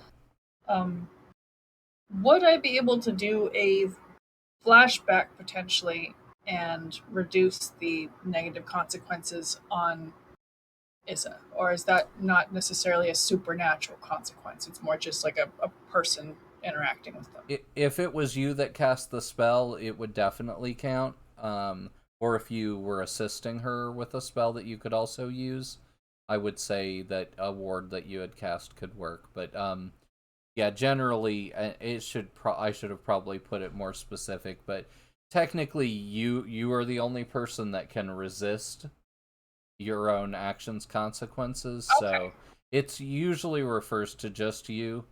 Okay, I just wanted to check to be sure, just because Yeah. I wasn't sure, and it was kind of was coming off as kind of ambiguous to me, so I just wanted to Yeah, yeah. verify. I Okay. totally get that. Resist is just kind of a game term. And yeah, the only person that gets to resist is the person who did the action, except in the case of if you do like teamwork with them, or a group action, then you might be able to sort of resist for them with them. Okay. Thank you for clarifying, and there you go, chat. It's explained. So yeah, and now that I'm thinking about it, for the type of magic that shifters use, it's not a particularly useful effect. Now that I'm really thinking about it in your character's shoes. So if you I wanted might have to, to consider that with your help post session, just yeah, because I if guess you that's wanted to swap basically that, pretty much doing the enigmatic form or lightning weaponry. It's reactionary to something I've done, and I yeah. have something for that And you already. already So have tools to do that. Yeah, exactly. So yeah, we I we read that as like I could involve that with teammates, and like that's where I kind of went with it. So sorry about that. That's all right. But Yeah, we can thank you for probably flip clarifying flop for me, that so out. I know. Yeah. All right. Okay. Anything else you want to do? So you've got this white rhino. Thank you for the resubscription, Rosalia Naomi. Good to see you. 9 months. I think Wow. Rosalia, you might be our longest subscribed individual. Thank you so much. 9 months. Holy crap. Quite some time. That's awesome. Balsamic Games baby. Yeah, yeah. Awesome. Okay. So yeah, we have a white rhino standing out on stage, looking incredibly powerful and even more buff than when it was alive. And we have Nissa and one of the wait staff doing that Spider-Man thing where they're pointing at each other. You, no, you. And yeah, the walls all around you are dripping with blood, and several people are standing out of fear of the unknown, and realizing that they are far more than drunk on Well, Fey fruit. it seems like the perfect time to capitalize on that fear of the unknown. So, Elise is also going to stand up, and while everyone else is looking about in fear, she is going to make her way up towards the stage, if she's not stopped, and walk up towards the rhinoceros to place a gloved hand on it quite boldly before looking out at the audience. All right, absolutely no rolls necessary for all that. Nobody is stopping you for sure. But this next part might need a roll. Yes. So, is there a microphone at all? Yeah, The there guy sure is. accepting his award was just in front of one, so I would assume so.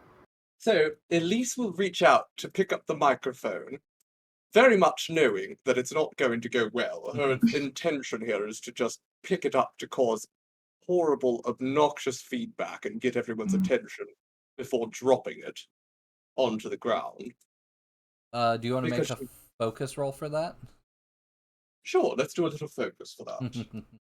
To see This if you time- completely electrocute yourself. Yeah, it'll be positive numbers or better for you. Alright, hopefully.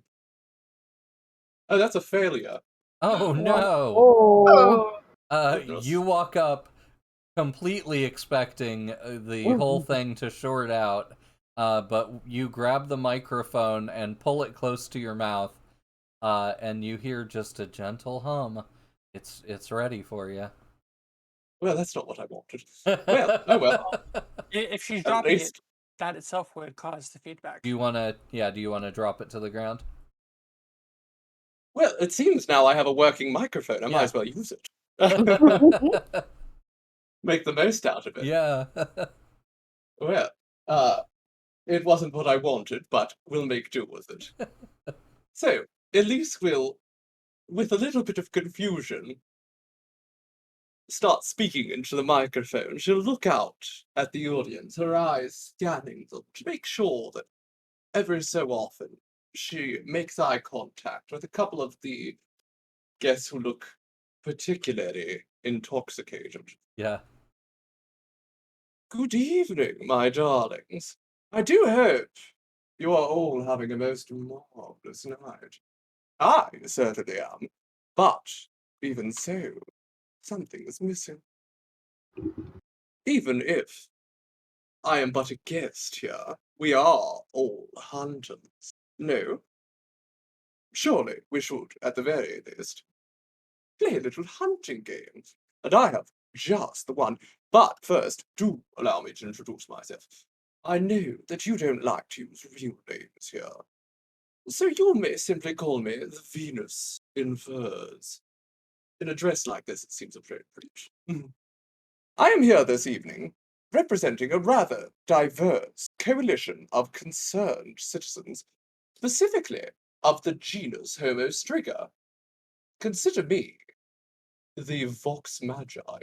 These citizens are concerned because one member of your organization has been found to be kidnapping innocent witches with prominent heritage traits and selling them to the DRG.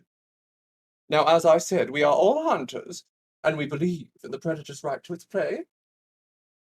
So, of course, this individual has every right.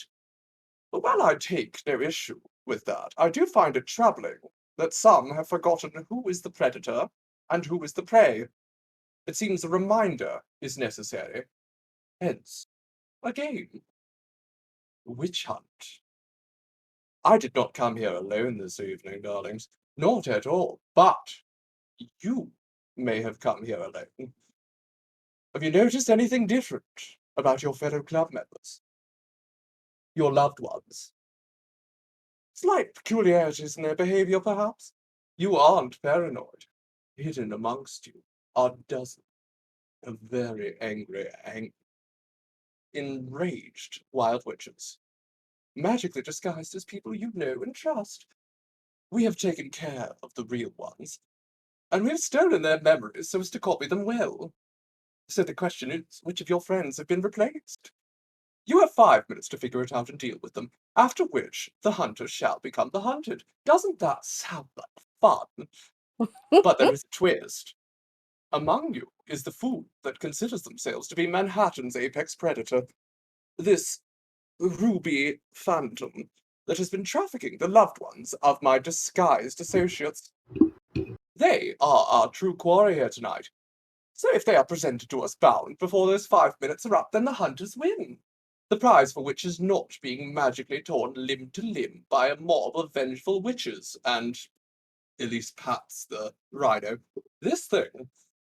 Oh, and we'll give back what's left of your friends and family also. So, hunt the witches, or hunt the phantom, or become the hunted. The choice is yours, darlings. Have fun.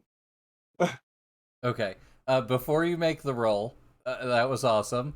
The reason why you had enough time to say all that is because Patches went to the front door, the only exit aside from the bathrooms, that everyone was rushing toward, and he bound the doors closed Oh, thank goodness, Patches. to allow you to do that. So Perfect, yeah. because I forgot we had to lock all the doors. So Flashback, we're all doing it. Patches has the doors bound, and then as you finish, we'll determine what happens.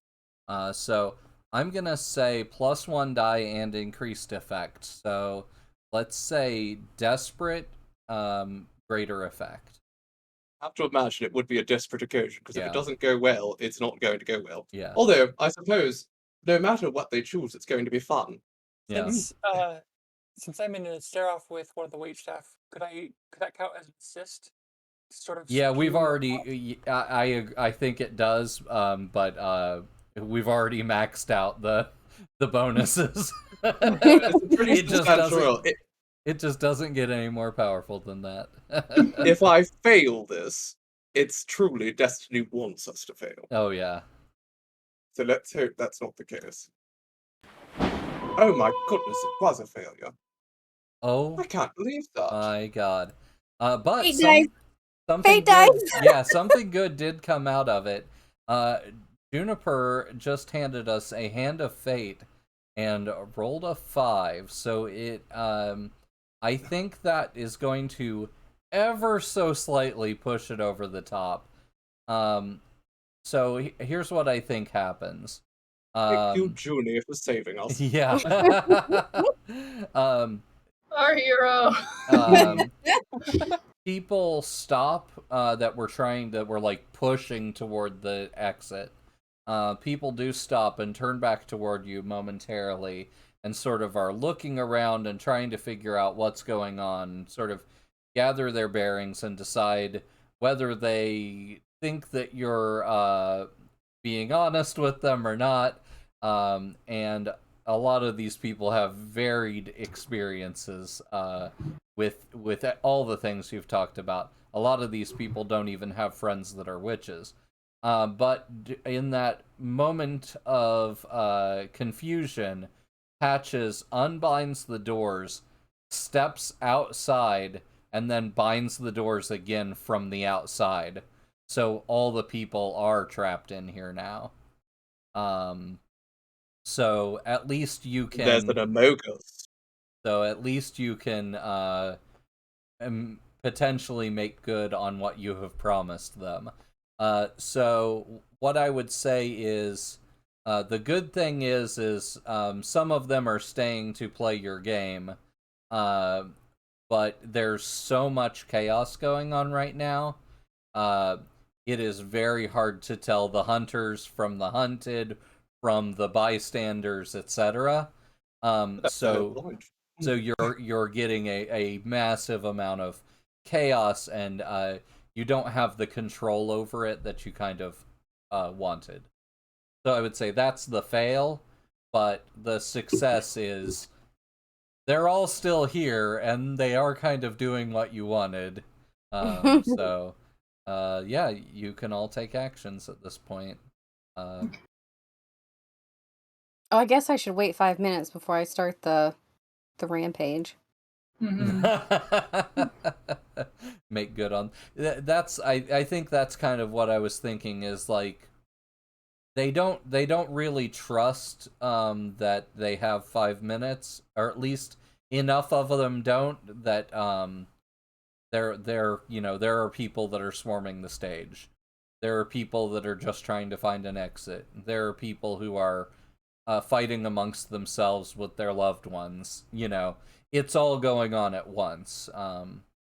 Yeah, it's not coherent. So I think if you did loose the rhino, you wouldn't be. People have already made up their minds about which of those they're going for, and no one would be swayed like, oh, they said 5 minutes and the rhino's Okay. attacking. You know what I mean? There's so much chaos right now. I don't think anybody would think twice about it. Okay. You don't need to play fair.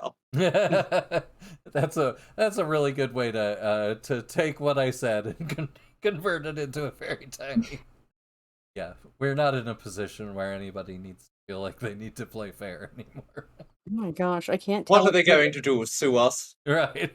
Okay. But we are in desperate position for everything now. Okay. But I'm the only one who's revealed myself. Yeah. The only thing I'm gonna say is, in very NRA fashion, they didn't allow anyone to bring guns in here. What Ooh. a pity. The So ironies. that you have that going for you at the very least. I was kind of hoping they would have Oh my guns. god. I'm so fidgety. I'm sorry. To be fair, I've been fidgeting this entire time. So. Where the rhinoceros gets it from. I think we're going to take another quick break, and then we'll come back and figure out what they are going to do with the chaos that they have caused. We'll be back in just a few.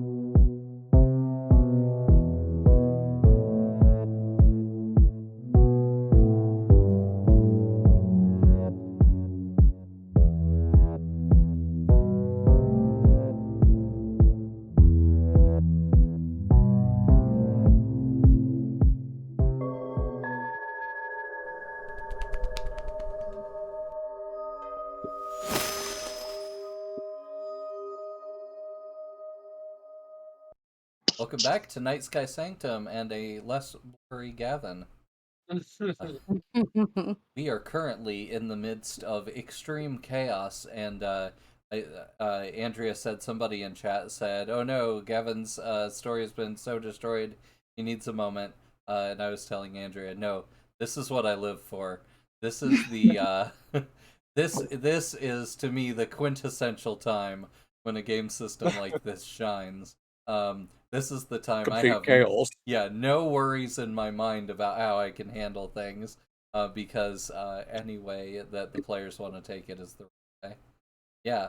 So, to recap, we have a undead white rhino on the stage, along with Elise, who has a working microphone for the first time in what might be many years. I guess Nissa's Gremlin Bane is rubbing off on people.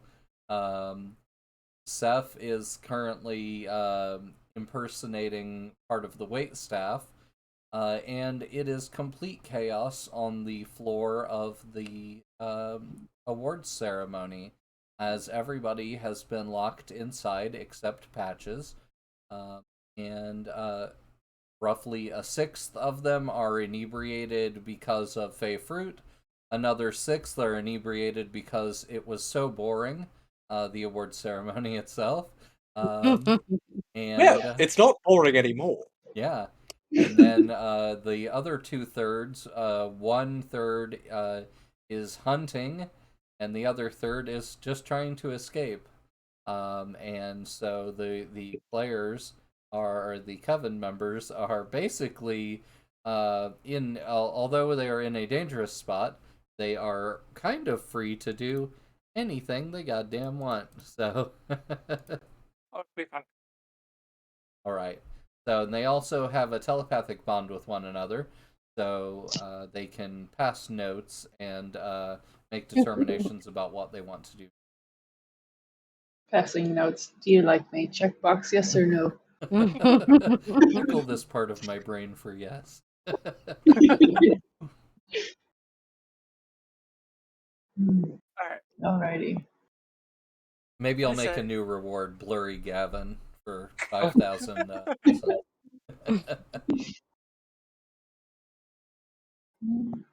So, at least you are probably, I would say, in the most danger right now. Probably. And then Nissa is probably in the second most danger. But you all can do as you wish. I'm going to talk to Elise through the telepathic bond, and point out my rival Thomas, and have her do her thing to get his password, because he'd probably have at least a lead on this Ruby Phantom.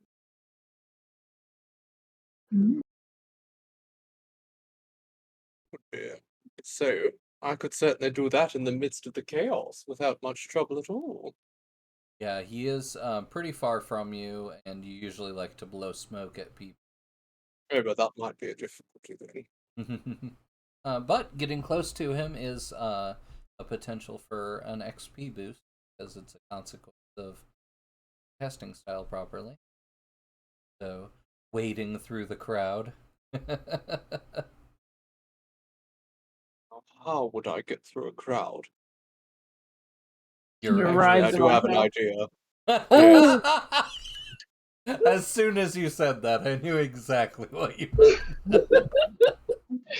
Well, we have to. Yes. Yeah, Side saddle, of course. I am Yeah. a lady after all. nice. Okay. So I think that comes down to a Hollis roll then. See if you can keep Naomi in check. Yeah. Generally, I don't even try because we're pretty similar of mind. So, Yeah. But all right, an action roll for Naomi to keep Elise on her back. So I guess, what would you roll for that? Because it's a controlled undead creature, it's just 2 dice. Okay, so it's Because- always just 2 dice. Yeah, it's always 2. Okay. It's not like a skill or anything, so that's good. Yeah, it Makes just it treats easy. them like everything they do is 2 dice of goodness. 2 dice of goodness. Hmm. And that is a partial success. Um, It's a bumpy ride. yeah, especially that 4-foot drop at the very Yeah. beginning. Yeah. I was gonna say the initial drop off stage probably isn't too smooth. I think for the partial success part, there is carnage. This rhino getting through the crowd is not going to leave the floor clean. And I'm not talking about poo. Yep. It squashes a few people on the way through the crowd. So yes, a couple of people are trampled. Hmm. But I thought it was a consequence. but for innocence. the rhino gets you within about 5 feet or so of your quarry. Marvelous. Then I can ride right up and attempt to blow smoke in his face to enter his mind. Figure out what he actually knows.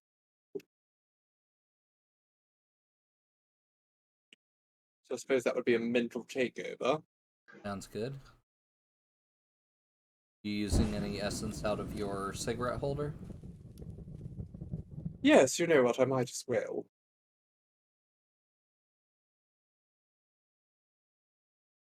Seems like a fun way to do it anyhow. I need to remember what my actual... That's a study roll. Alright. Do you have any flashbacks to do anything for a special role or something you've done extra smoky? Well, I don't think I need it for this, and if I fail, I fail. But this is a rather straightforward sort of thing that at least should be able to do. You gotta love how a failed roll can be the most amusing part of a game. Oh, But always. awesome. That was not one. That was not one of them. So that's a perfect success. You can determine how this Ooh. looks and what kind of information you get from him.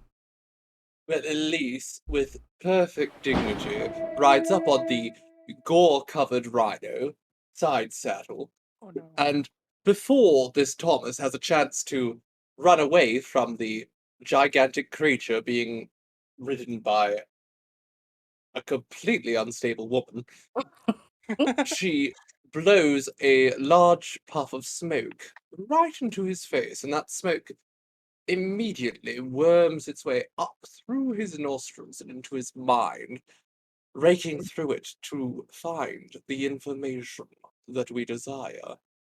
Excellent, excellent. Um, and I don't know if you saw, but Seraphine Felstar redeemed a Hand of Fate and got a 1, and that is going to be very, very exciting. job. But I'm going to let you get your information first before I declare what happens with that. So, go ahead, and I assume you do want the information that Nissa was asking for? Indeed, whatever Yeah. they may know about the Phantom. Okay. And also their phone password, No Well, password. that it can be... that would be beneficial, certainly. Yes, we could just let Okay. Nissa in there and then they can Ness is able to establish. open up the phone in the notes right away. It's like Black Phantom, like Ruby Phantom contact. The Amethyst Favorite Phantom, movies. no. The Opal Phantom, no. Come on, Phantoms. Name your Ugh. Phantoms properly. Okay, so Nissa is immediately sent the information about how to unlock his phone, and then Elise worms deeper in and starts rummaging through the filing cabinets of his mind. And I'm gonna say you find a couple pieces of incriminating evidence. You now know what to look for if you're sort of interrogating a potential person, but they don't know their identity, but they know some things about them that will help you identify them later. And I'll give you 2 extra dice for later activities that involve identifying the suspect. Thank you, Juniper. Okay, they between Juniper and Seraphine, they have made it very, very bad for Nissa's rival. So Yeah. at first I was thinking maybe it's simply that he's highly allergic to holy shit. Oh. Uh, Oh my gosh. the cigarette smoke. So he immediately starts having an asthma attack from the smoke, and then beyond that, he just loses control of his body.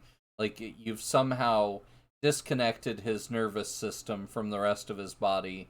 He sort of Sure. loses all automatic control over his body. So he is immediately in a puddle of his own urine on the ground.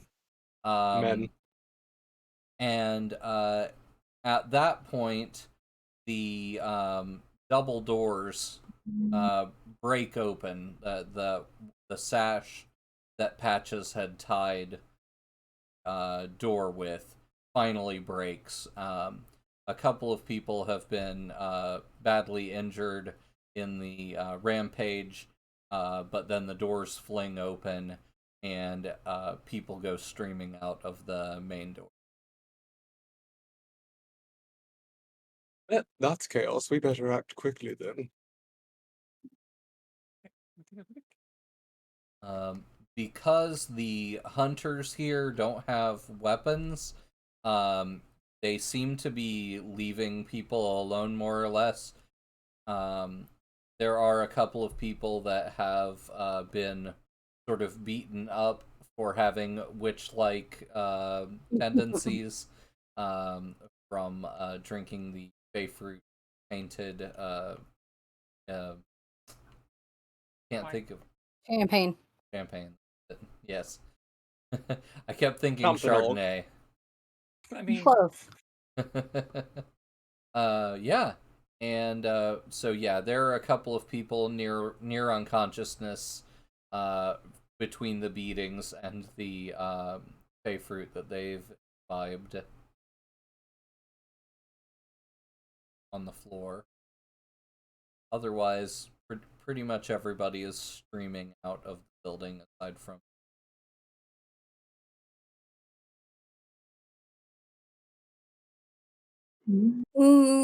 So do we want people to stay in the building? Well, we're not going to be able to exactly force them to give up the phantom if they don't.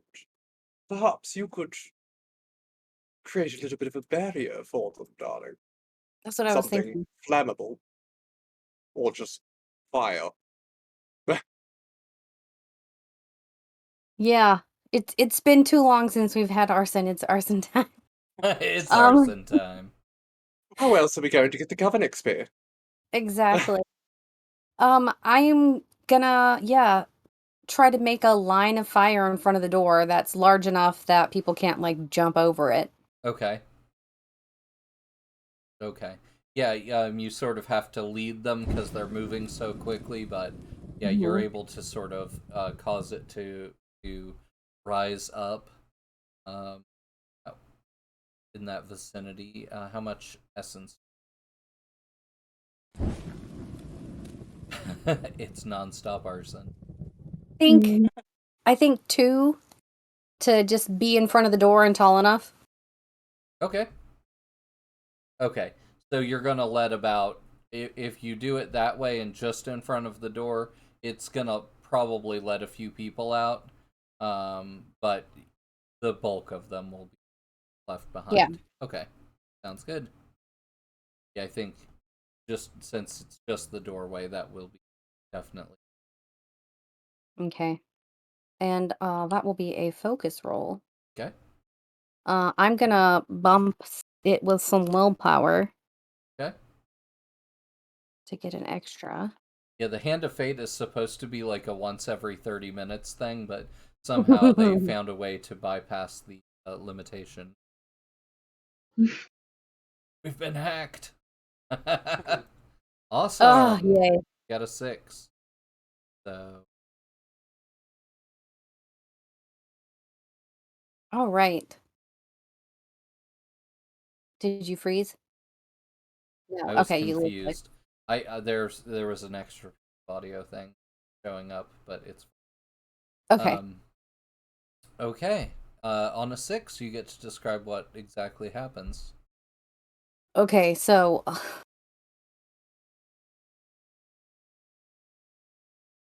I guess I am trying to do this as discreetly as possible. So I'm gonna try. Why not wait until one person passes through the door and then just leave fire where they stepped, so it looks like they cast it. Like it Yeah, comes but out of their footstep. yeah, I'm just trying to brilliant. because the way Hollis casts when she has to squat down and Oh, touch the right. floor. So I'm thinking I'm just gonna like fall over or Mm, run into the crowd and fall over so I can touch the ground. Okay. Ah, And brilliant. yeah, send the fire to the door. Okay. Yeah, I was gonna say, because you four are the only people that aren't running for the exits, it hasn't. But you know, if Hollis is running for the exit, yeah, then you are still sort of hidden. Okay. Yeah. All right. Yeah. So the flames erupt in the doorway. Several people jump through them as they're rising, and then others are stopped.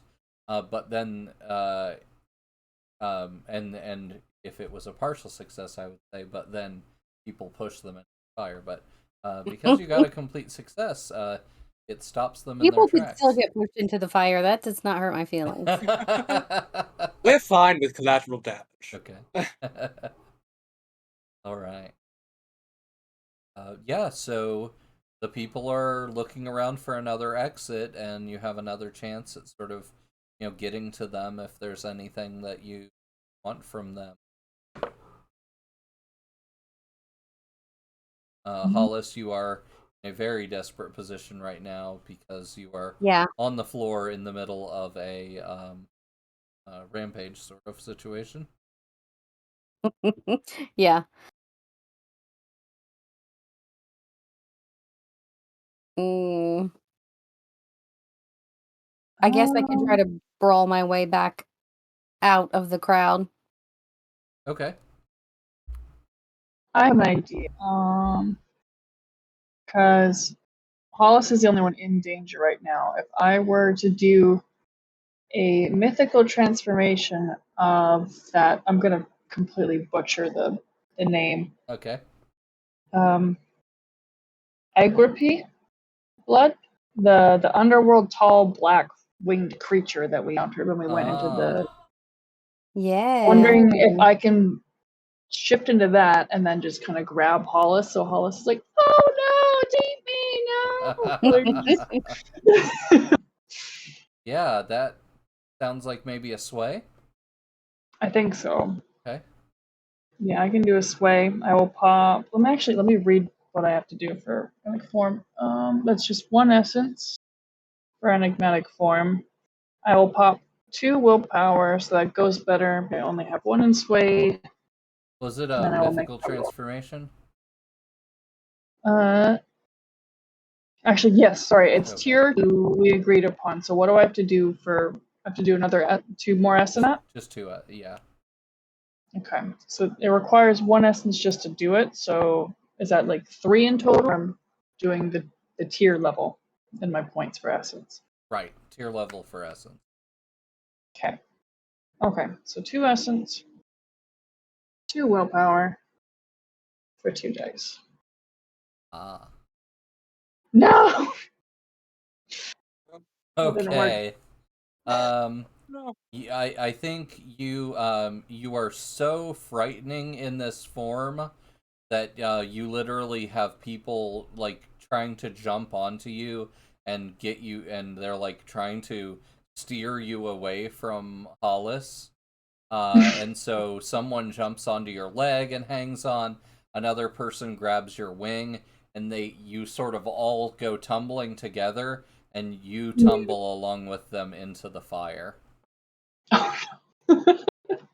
Luckily, you're a demon, so I'm gonna say I get it was part of the course for all this underworld magic I'm doing. It doesn't seem to work anytime I do it. level 1 harm, burned back. Level 1 harm crispy. Yeah, singes your wings, I'll just put burnt back. and you're kind of in the middle of a crowd of people that are all like, "Kill the demon!" But I smell awful right now. Uh-huh. I don't know what don't know what I'm made of, but I'm sure it doesn't smell great. It's getting toasty. Yeah, getting toasted. Sulfur, Yeah, toasted sulfur. brimstone. Never seen that symbol. So it's still my action, I guess, because Yeah. now I gotta react to that. Or... Yeah, you could, if you wanted to, you could do enigmatic form to shift quickly into something else and avoid the consequence of sort of being pinned to the ground by this group of hunters. I'm just looking at what else I got.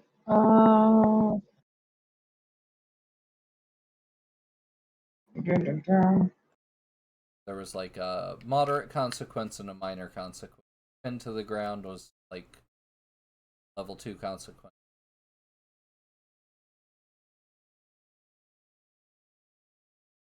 You know what? It hasn't happened in a while. Octopus. I'll be squishing from underneath everybody, and I'll like squelch my way out of this pile. Nice. That's So I'm probably enigmatic still form get some octopus. harm. Yeah, magnetic form octopus. I'll pop an S for that, and because I'm a water creature now in a bunch of fire, it's gonna happen to me. What kind of extra do I need to take? Oh, I know it's inevitable. you squidge out and you're completely safe. But Alright. yeah, you're now like dodging between feet and stuff. Yeah, there's still like 30 or so people, maybe more, in here, all running in different directions. Which Ready. is always good fun. Nissa, do you want to try to use that code and see if you can get access to the phone, or save that for later and do it during downtime? I'm going to do it as if I'm going to call someone, so that way people stop looking at me like I'm the witch. 'Cause I'm using technology. Yeah. All right. Well, the code works perfectly, and for Gremlin Bane is still working as well, so Wonderful. it unlocks for you. Then I'm going to check his text messages just to see if there's anything that stands out. A lot of the people's names that you heard at this award ceremony are already in his phone, so you have a sort of a lot for you to go through and figure out more information. Gaston's number is not in the phone, but Jammy is in. What about Patches? Is Patches in the phone? Yeah, but it just says butt cheek, but you recognize the number as, or you recognize something about it. Maybe it's got a picture of Patches, and there's no like text messages thing. He's just in there because he's a member. But apparently he is not liked. Of course not. That was what made me suspicious that he was the Ruby Phantom. I'm gonna at least know about Gaston not being there. Since he's hopefully hurt, maybe Elise can do a magic on him as well. Well, we can certainly. I can maneuver my way back to the stage if the rhino is willing to pilot me there. Best she can. That is where Gaston still is, I assume. I expect the rhino to do dressage or whatever the stepping horses do. Gaston was the one that got hit in the hip. So yeah, he's still on the ground. Flew off ground. the stage, yeah. Yeah, he fell off the stage. Yeah, he's still on the ground. He's being tended to by a woman in a silver dress.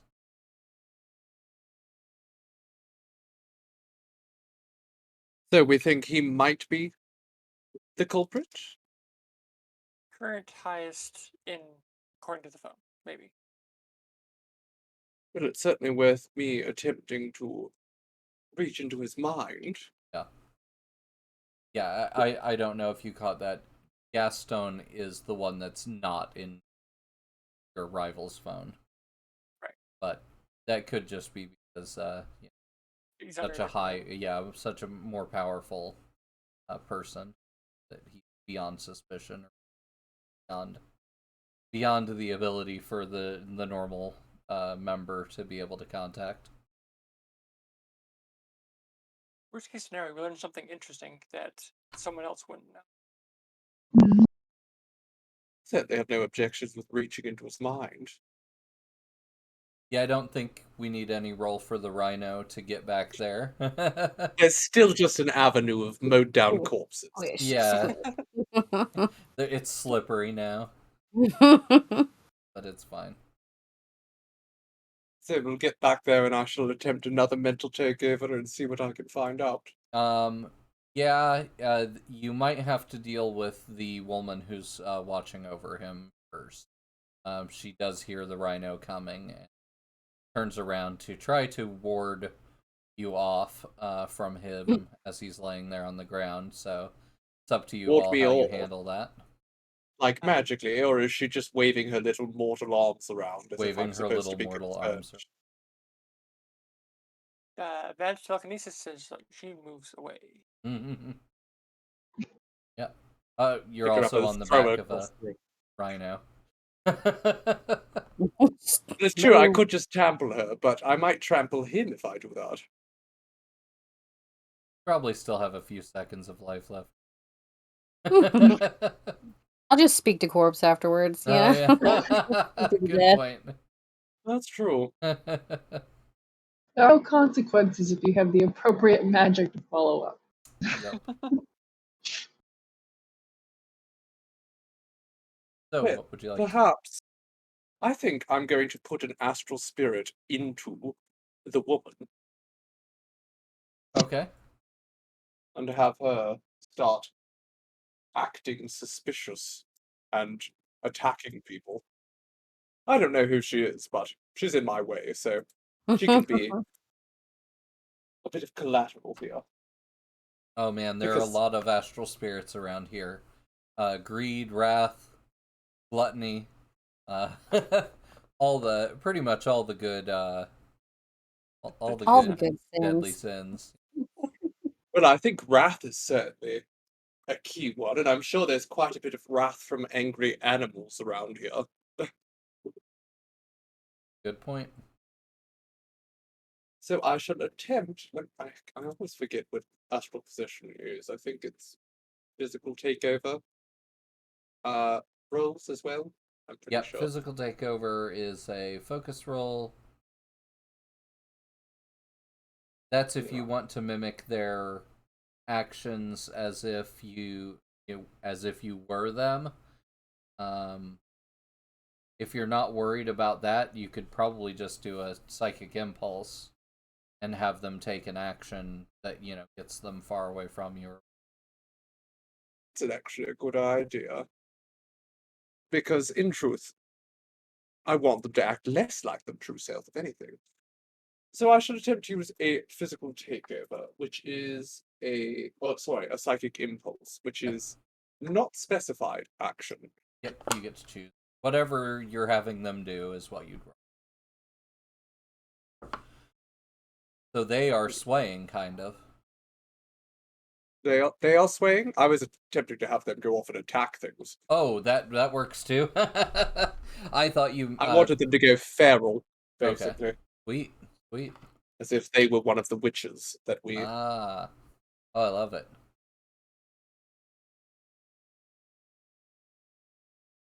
But I'm not sure what to roll for that. Your own, like brawl or. All right. Well, let's throw a little bit of willpower behind that, so I don't have to roll 0 dice, and see if I can get her to go do some violence. I can't. Okay. Hmm. I was thinking because we don't have this here, but when we talk about astral possession, it kind of makes sense to be able to do astral possession in conjunction with psychic impulse as well.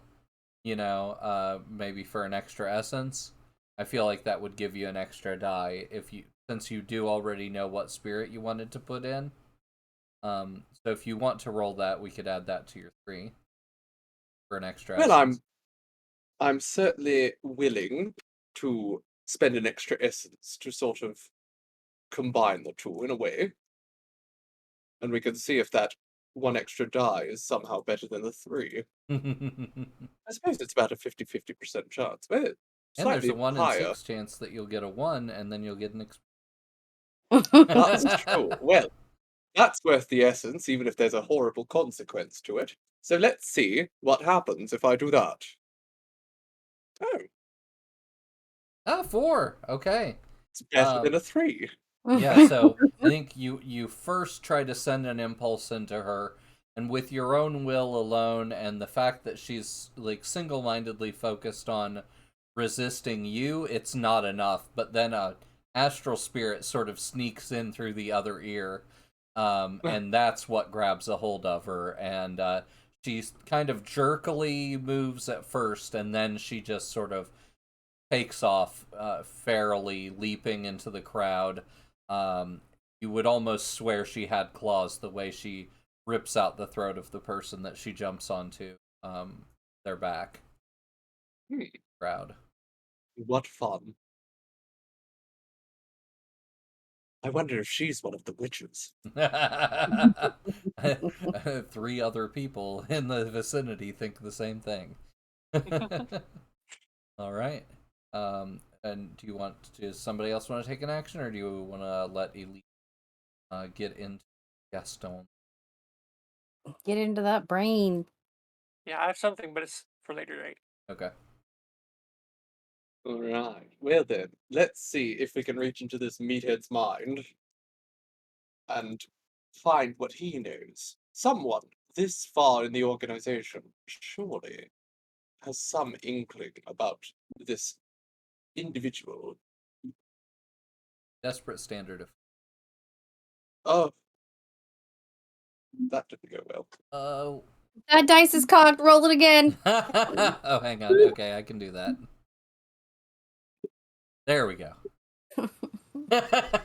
When I click it, it just rolls it differently. It's the same result. Okay, so in the desperate, what I was thinking is that there are people that are, there are hunters in here that, like we just established, are very concerned about there actually being witches. And at this point, with the blowing of smoke and everything, and the fact that one of them was just physically attacked, they are going fully on witch hunt mode, and they have decided that Elise is one of those targets. So one of the hunters runs up as you are just about to blow smoke at Gaston, and grabs you by the arm and spins you around, and the other one comes and clocks you in the face, and does level 2 harm. Broken nose. I was Well, that's hoping you would say ruined. that, darling. Do you want to resist any of that? No, I would like to use my favorite spell that I never get to use. Oh, okay. Ooh. And we also have a and 6 Hand of Fate. Okay, so Leah, let's start with your action. Alright, so I'm going to use a threefold curse. As Elise is punched in the face, Yeah. the punch knocks smoke out, and it attempts to find its way immediately into the lungs of the culprit. Now, this is a focus roll, so we shall see. 3 essence, my goodness, it's expensive. It is, but 6 levels of harm. Well, yes, it's quite worth it if we can get it to work. And in fact, I would love to throw a little bit of willpower behind this to make it work better, because goodness knows, if I have it, I might as well use it. So, let's see if I can do a little bit of damage back. A fair turn. Desperate standard. You got a 4. Okay. Okay. Let's we know what's gonna happen. Well, I'll let you tell what 6 levels of harm looks like to a human that can only take 3 levels of harm. But but before we get to that, let's deal with the unintended side effect. Yes, the fun part. Yeah.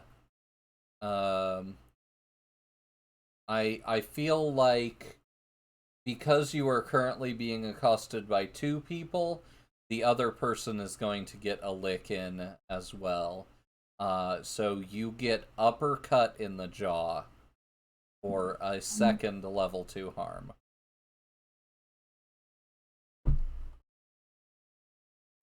But your spell goes off otherwise as intended.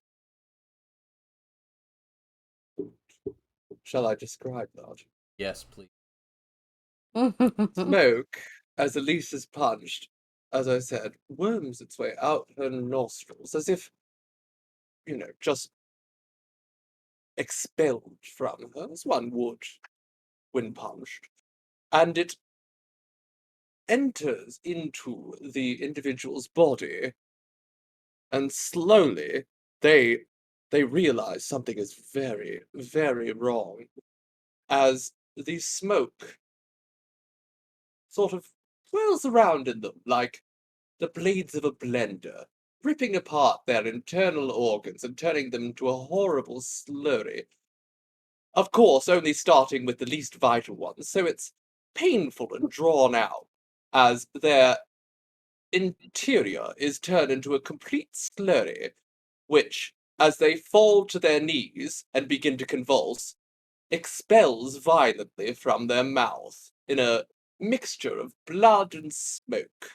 The former falling to the ground in a horrible mess, and the latter drifting up towards the ceiling. I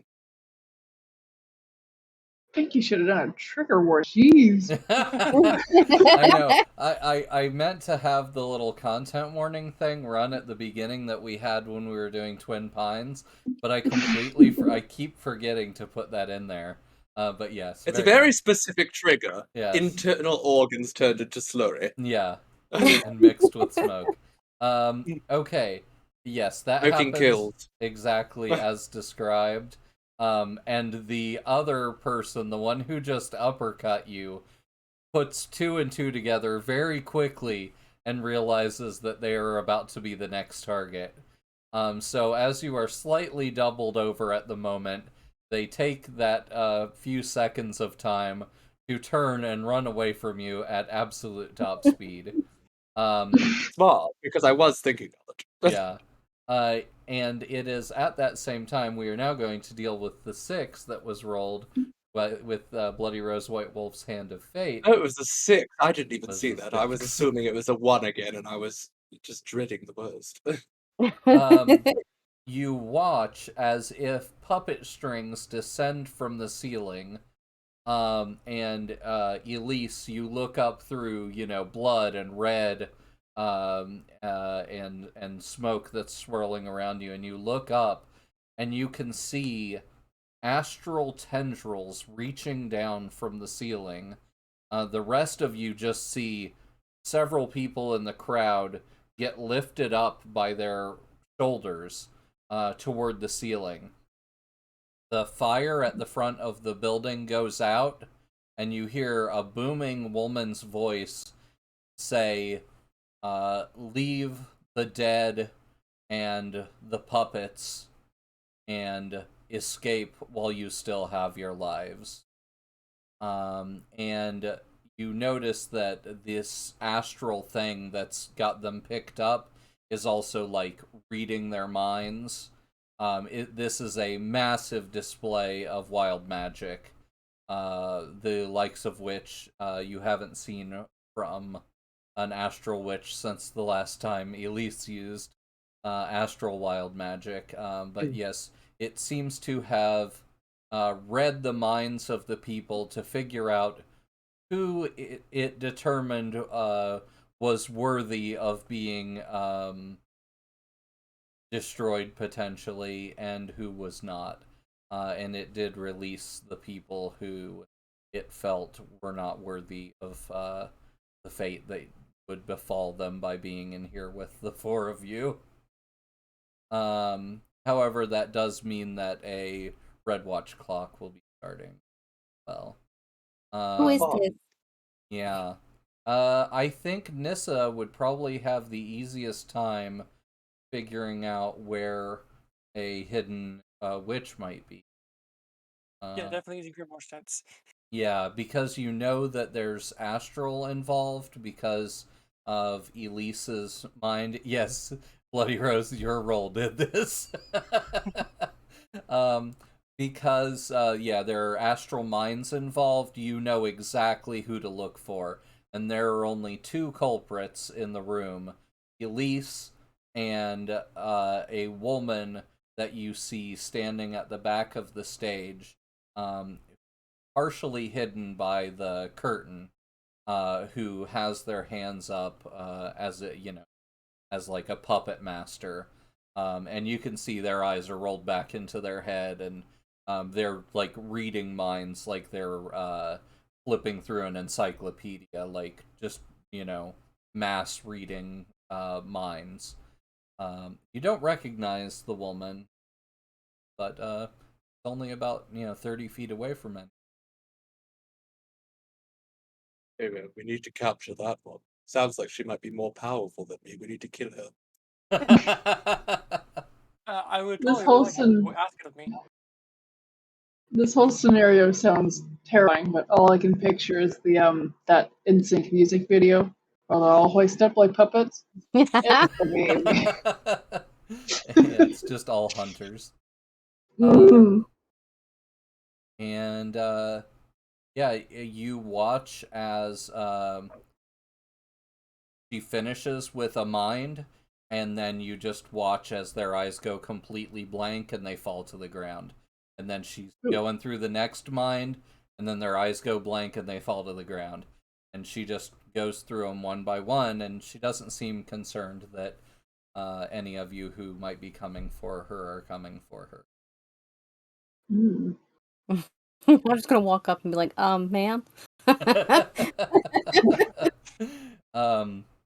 She reaches for you. So if you let her touch you, you can tell she's got some astral stuff going on, but she's not in torpor, which is kind of surprising. But she reaches for you if you let her touch you. Yeah. She puts her hand on your shoulder and rests her weight on you. You can tell she was about to collapse from the effort. And does everyone else come up, or do you have other things you want to do? I'll I think squelch any my run way around. over there as an octopus.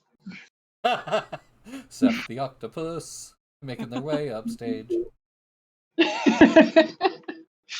Oh, what was the? I know you said we have a red watch clock going, but I didn't get how many parts of that clock there are. 8. 8. Okay. Yeah, I'll just make my way over to Hollis. I'll just mosey my way over. You know what? Let's make it 6. This is in the middle of the city. 6. Okay, and do we have any currently? No. Okay. So Hollis, she's steadying herself on you, and continuing to go through their minds. And you can tell by the blood coming out of their ears that when she's done with them, she's killing them.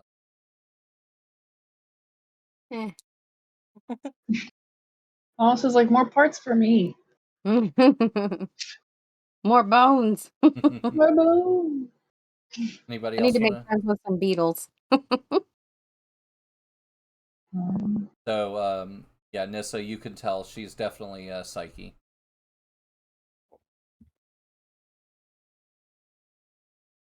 I have no idea what to do with that information, but cool. Yeah. No. Be afraid. Nissa. Not with you around. I assume you'd protect me. be glad she's I don't know. busy. This one seems like she's quite powerful, which again means that we probably need to either kill her or find a way to take her powers. It's Yeah. wild magic. You could do this with wild magic. I could do Mm. better with wild magic. We've seen it. You do see as she's sort of leaning on Hollis, her gown comes open just a little bit, and you can see that the necklace she's wearing is a. Damn it! Why can I not remember my own actions? There's too many, darling. There are too many. There are 28 factions. That's what you get for free when you download Children. That's what I say. There's more. Yeah. There are more. There are tons more. Andrea's made 4 or 5. I've got 2 more that I'm working on. Faction. That's not factions. Faction.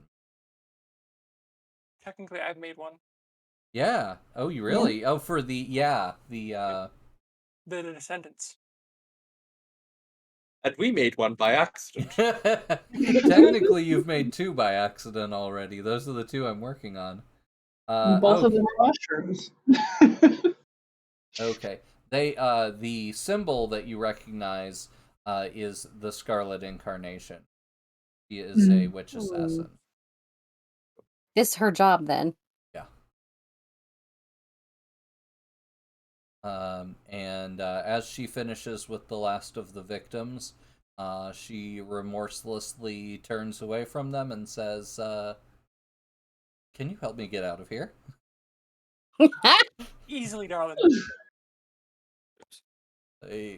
Yeah, she's like, I've used all like you can feel it. You can feel that the magical energy in the like vicinity around her, like a 12-foot sphere, has just evaporated. You feel like standing this close to her, you might not even be past. But it'll return. Since I am human man size, I'm gonna scoop her up. You're like she's a princess. Yeah. And I'm gonna call my rhino to me, and I'm gonna, head bump my rhino, and place her on the rhino, and take her where she needs to go. Nice. How chivalrous, darling. You're I practically a know. knight. I'm gonna So need being a man will do I'm to gonna you. need a 2-die fortune roll for that, and I'll tell you why after you roll. Okay. Hold on, I lost my mouse again. There it is. Oh, Nissa didn't lose her rat though.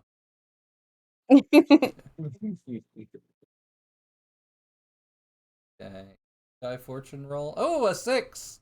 Awesome. My Yay. favorite number. You go to do as you said, and you realize that your center of gravity is still much lower.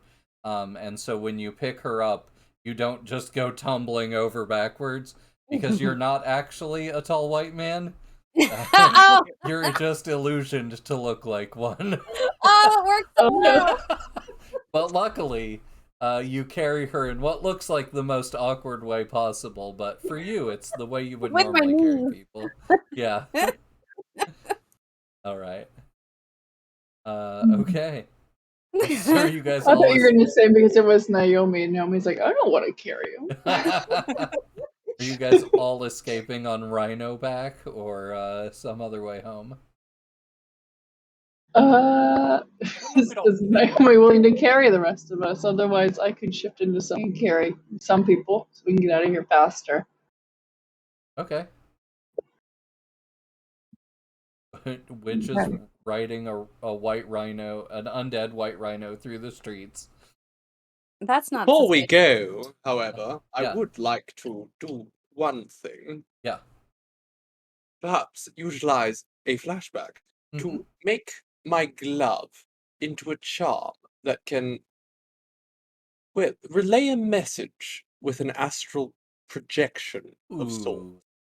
Ooh. Sort of like a Help Me Obi-Wan, You're My Only Hope recording. Neat. Except instead, just mocking whoever finds it. Okay.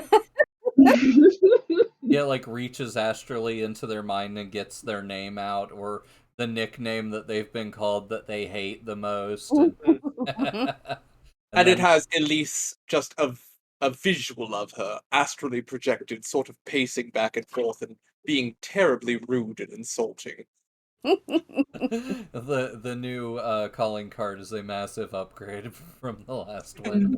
It's still a glove. Yeah. It's still the glove, but now it's really rude. But a passive-aggressive piece of fabric. Aw, Helptron Fairy Emoji just gave a gift sub to Oh, Juniper how lovely. Evening Star. Thank you so much. Smashing. Awesome. Okay. Now Yeah, Junie's I'm down Oh, with that's wonderful. one willpower flashback and then a downtime action, but you had two, and so I from didn't last use time them. that we didn't. So now I'm using them all for dramatic effect, which is really the most valuable thing one can use them for anyhow. Anything you all want to do else before you go back to the Covenstead? Mm, Gaston is still here on the ground. Should we put him on the rhino and steal him? You said there was a baby dragon and what else in that cold room? Yeah. Oh yeah, there was a baby dragon and possibly a What unicorn. you're not sure if it really is a unicorn or if it's been manipulated. But yes, there is something unicorn-like back there. It kind of looks like the Siberian version of a unicorn. It's very, very fluffy. It's Is way, Oh, Sounds well, even if better. it's you had way, me at fluffy, you don't have to explain anymore. Can I take a piece of it? yeah, you could like Snip a little tough off? yeah, you want to get hair, you want to get a bit of horn. What do you want? Horn is definitely I'm gonna see better, if I but can just also bend it over and snap the tip of the horn off on the table it's laying on. Ooh! Turns out that it's just a narwhal horn, and you'll just turn into a narwhal. Wow, another one. Thank you so much for Seraphine Felstar. Lady DK95. Must Donkey be a Kong Darker. 95 is in here. Yeah. But that's exciting. We hope to meet Lady DK95 at some point. Yeah, thank you so much. All these gift subs. Yeah, that who knew a present to somebody else could make somebody feel. Spread the love, everybody. Yeah. So we're all So I'll about just here, Your spreading the love. question mark, and we'll decide on that later, since it's not really sure what the thing even is. Now 3 more people as of tonight can has been. Which is very important. Mm-hmm. Very. Our ritual. Well, I had my little trip to the Lost and Found, so that's all I wanted to do. And if there's nothing particularly furry back there, I have no interest either. I don't know. I Or think a it'd be cool to have unicorn. some dragon scales and I believe tooth is another level Yeah, 6. I'm fine with dragon scales and dragon tooth. I think that for you guys aren't getting a payout, so you might as well take some stuff. Could I fly home with this thing? What's that? Elise has just taken 2 unused bottles of champagne with her. So, my question is, can I just take the entire dragon with me? If you I have have the means to do such. Oh, do you? Okay. In Yep. that case. So, yeah. Take it all. Take it all. give it to my new friend as a thank you for letting me cause havoc to these douches. How are you gonna take it with you? So, it'll just be cooler if I use the advanced telekinesis and fly with it home because I also have elemental flight. Gotcha. Ooh. Yeah, I think So- that's fine as long as you take it back to your Covenstead rather than theirs. Because normally it would be like 1 dragon scale per adventure. The rest were all fake. Mm. I mean, probably. Yeah, and just like maybe in the there's general like likeness. a specific scale that is the dragon scale that people There's take. also a good chance potentially most of them are damaged. Yeah, very very true. They have been the dragon itself has been dead for a long time. It's also You also said it's a baby yeah, too, so it's maybe it's very that young. maturity for like They the might not ones. be like fully formed either. Good point. Mm. But yeah, yeah, I'm fine with that. Right. How are the other three of you getting back? Rhino back? Are you taking Gaston? We want him. Well, I We don't got his want him, password but in his phone. no, we have Thomas's password. Yeah, different person. Oh, my bad. But let's drag this meathead back home. We might as well. Yeah. He could And- know Throw him so. in a cell. Punch him a few times until he tells us what we want to know. The woman from Scarlet Incarnation has also bid you take her with you, and she is now unconscious. So, hoping that you will. Well, we better do that. Well, I can shift into something. I can Yeah. walk. I think mean- this dead rhino is gonna have a hard time getting to the island. Yeah, true. Yeah. Hard to get a dead rhino onto a boat. Hmm. I'll get us Truths were to the never boat. spoken. In that case, I will shapeshift into a hippo because they're strong. They're kind of Z. Their faces are terrifying, and I'm sure they can And carry a they're couple far people. more deadly than any rhinoceros. Hmm. And when we get to the water, I can just swim everybody over. I'm a raft and I'm a car. All right. So you, Nissa takes her baby dragon back to a safe place and then comes to join you all at your coven stead. Wants to do drawing down the moon. I did it last time, so I probably shouldn't do it. Ooh, let's have our Perhaps. guest star do it. Yes, exactly.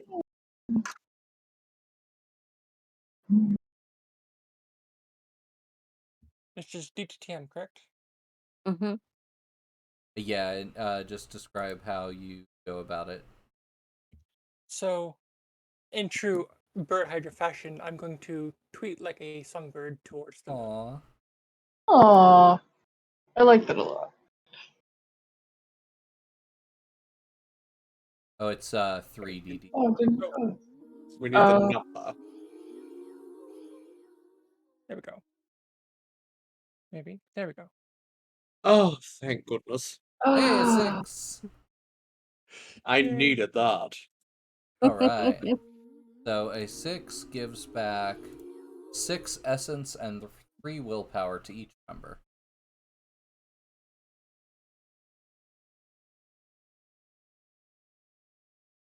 How perfect. Exactly the amount of essence I had spent.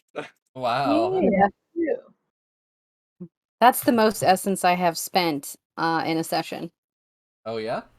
Really? Mhm. I'm That was a surprised. lot of essence.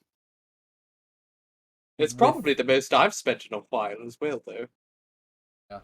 With your big invoke Tartaruses, I'm kind of surprised. Yeah. But usually one big invoke Tartarus is like I took care of the everything. problem. Yeah. Yeah, usually Hollis is careful and kind of like hangs onto it and pops off on one massive thing. It's been a bunch of like Hollis action this session. Yeah. All right. Well, let us say our farewells to everyone and let everybody know where they can find us on the internet if we want to be found. And we'll talk about our upcoming awesomeness that we have going on over the next 2. So let's start with. Well, if you want to see more of my beautiful self, you can find me across Facebook, Twitter, and Instagram, the latter 2 of which you can find me as the _Scytherian and the former as the Scythian, and we like to post portraits of a certain scintillating sort that my marvelous Megan over there does absolutely phenomenal artistry on. I mean, obviously, it requires great beauty to make the original product so stunning, but their work is truly what makes it art. All right, Marvelous Megan, which is now what it's gonna say under your Mm. picture thing on. Well, like said before, and like I usually say on Tuesdays, editor and photographer for the Morningstar content. I'm a little behind on my personal content. I have things finished, they're just not polished and ready for release. But I'm hoping to do behind the scenes, fun things, edits, and who knows, might put it out to some of the Patreon stuff to see what kind of things we want to see on that channel. But in the meantime, like Morningstar said, you can go to any of the previously listed Morningstar links. We release every Friday, and we're always trying to do something new and exciting. So come check us out. Have some fun. Andrea? Yeah, I'm Andrea. You can find me on Twitter at Andrea T. Moore. You can find me on Instagram at Menagerie Nest. And you can find me here on Fridays doing Legend of Zelda, which has been an experience. A wonderful experience. Aw. And Isabella? I am Isa, and I am the author of The Anti-Witch, available exclusively through Balsamic Games Patreon. I have 5 total works set in the Children of Midnight Coven world that I hope you all get to see. And this session alone has spawned at least 3 other ideas. You can find me on Twitter at Isabella DeClan. And you can find her all over our Discord, as she is a moderator Yes. there, as well And I'm as very active. extremely active. And thank you so much for that. And thank you for being here tonight. Yeah. It's so wonderful to have you, darling. You were the perfect accompaniment to the rest of the group. Fresh I'm glad I blood. can help. It's not red yet. And I'm Gavin. You can find me on Twitter as Gavin the GM, and we are going to all be playing, or in the case of Isa, spectating 10 Candles next Thursday. It is a Patreon only special event, so it will not be streamed. But if you are a member of our Patreon at any level, you can join in the game. Right now we have 10 players, and that's assuming no one else brings any friends. But it's the kind of game that can totally benefit from having a large player base. It's a horror game in which all characters die by the end of the session. And it sounds terrible, but it's extremely fun, and it's a very freeing role-playing experience, knowing your character is going to die. I'm not saying you don't get attached, you know, you might get a little attached, but there's a little randomness in the character creation that makes things, that gives you a little distance from your character. But it can be very touching, and it can be very, very funny. And it's a zero prep game, and it lasts for 3 to 4 hours ish until 10 tea light Until the candles candles burn out. Yep. Once they burn out, the game is over. It's that simple, and it's going to be fun. We're thinking about doing an abandoned amusement park during a solar eclipse for our theme. Nothing could go wrong. Yeah. Spooky, scary. Yeah, so we're really, really excited about that, and that's going to be next Thursday. But before then, we will see you all again for Friday's Andrea Plays, and even next Tuesday's game, which we're working with another special guest that will be on our Discord very, very shortly. But it has been a lovely evening, despite the technical hiccups, which I apologize for. And the excessive amount of death. Yeah, it was pretty bad there. Ooh, some arson on the way out. Thank you, Azalvin. We miss you so much, and we'll see you Always need a bit soon. more awesome. Yeah. All right. Stay tuned for the credits, and we will see you all next week. Have a great day. Darlings.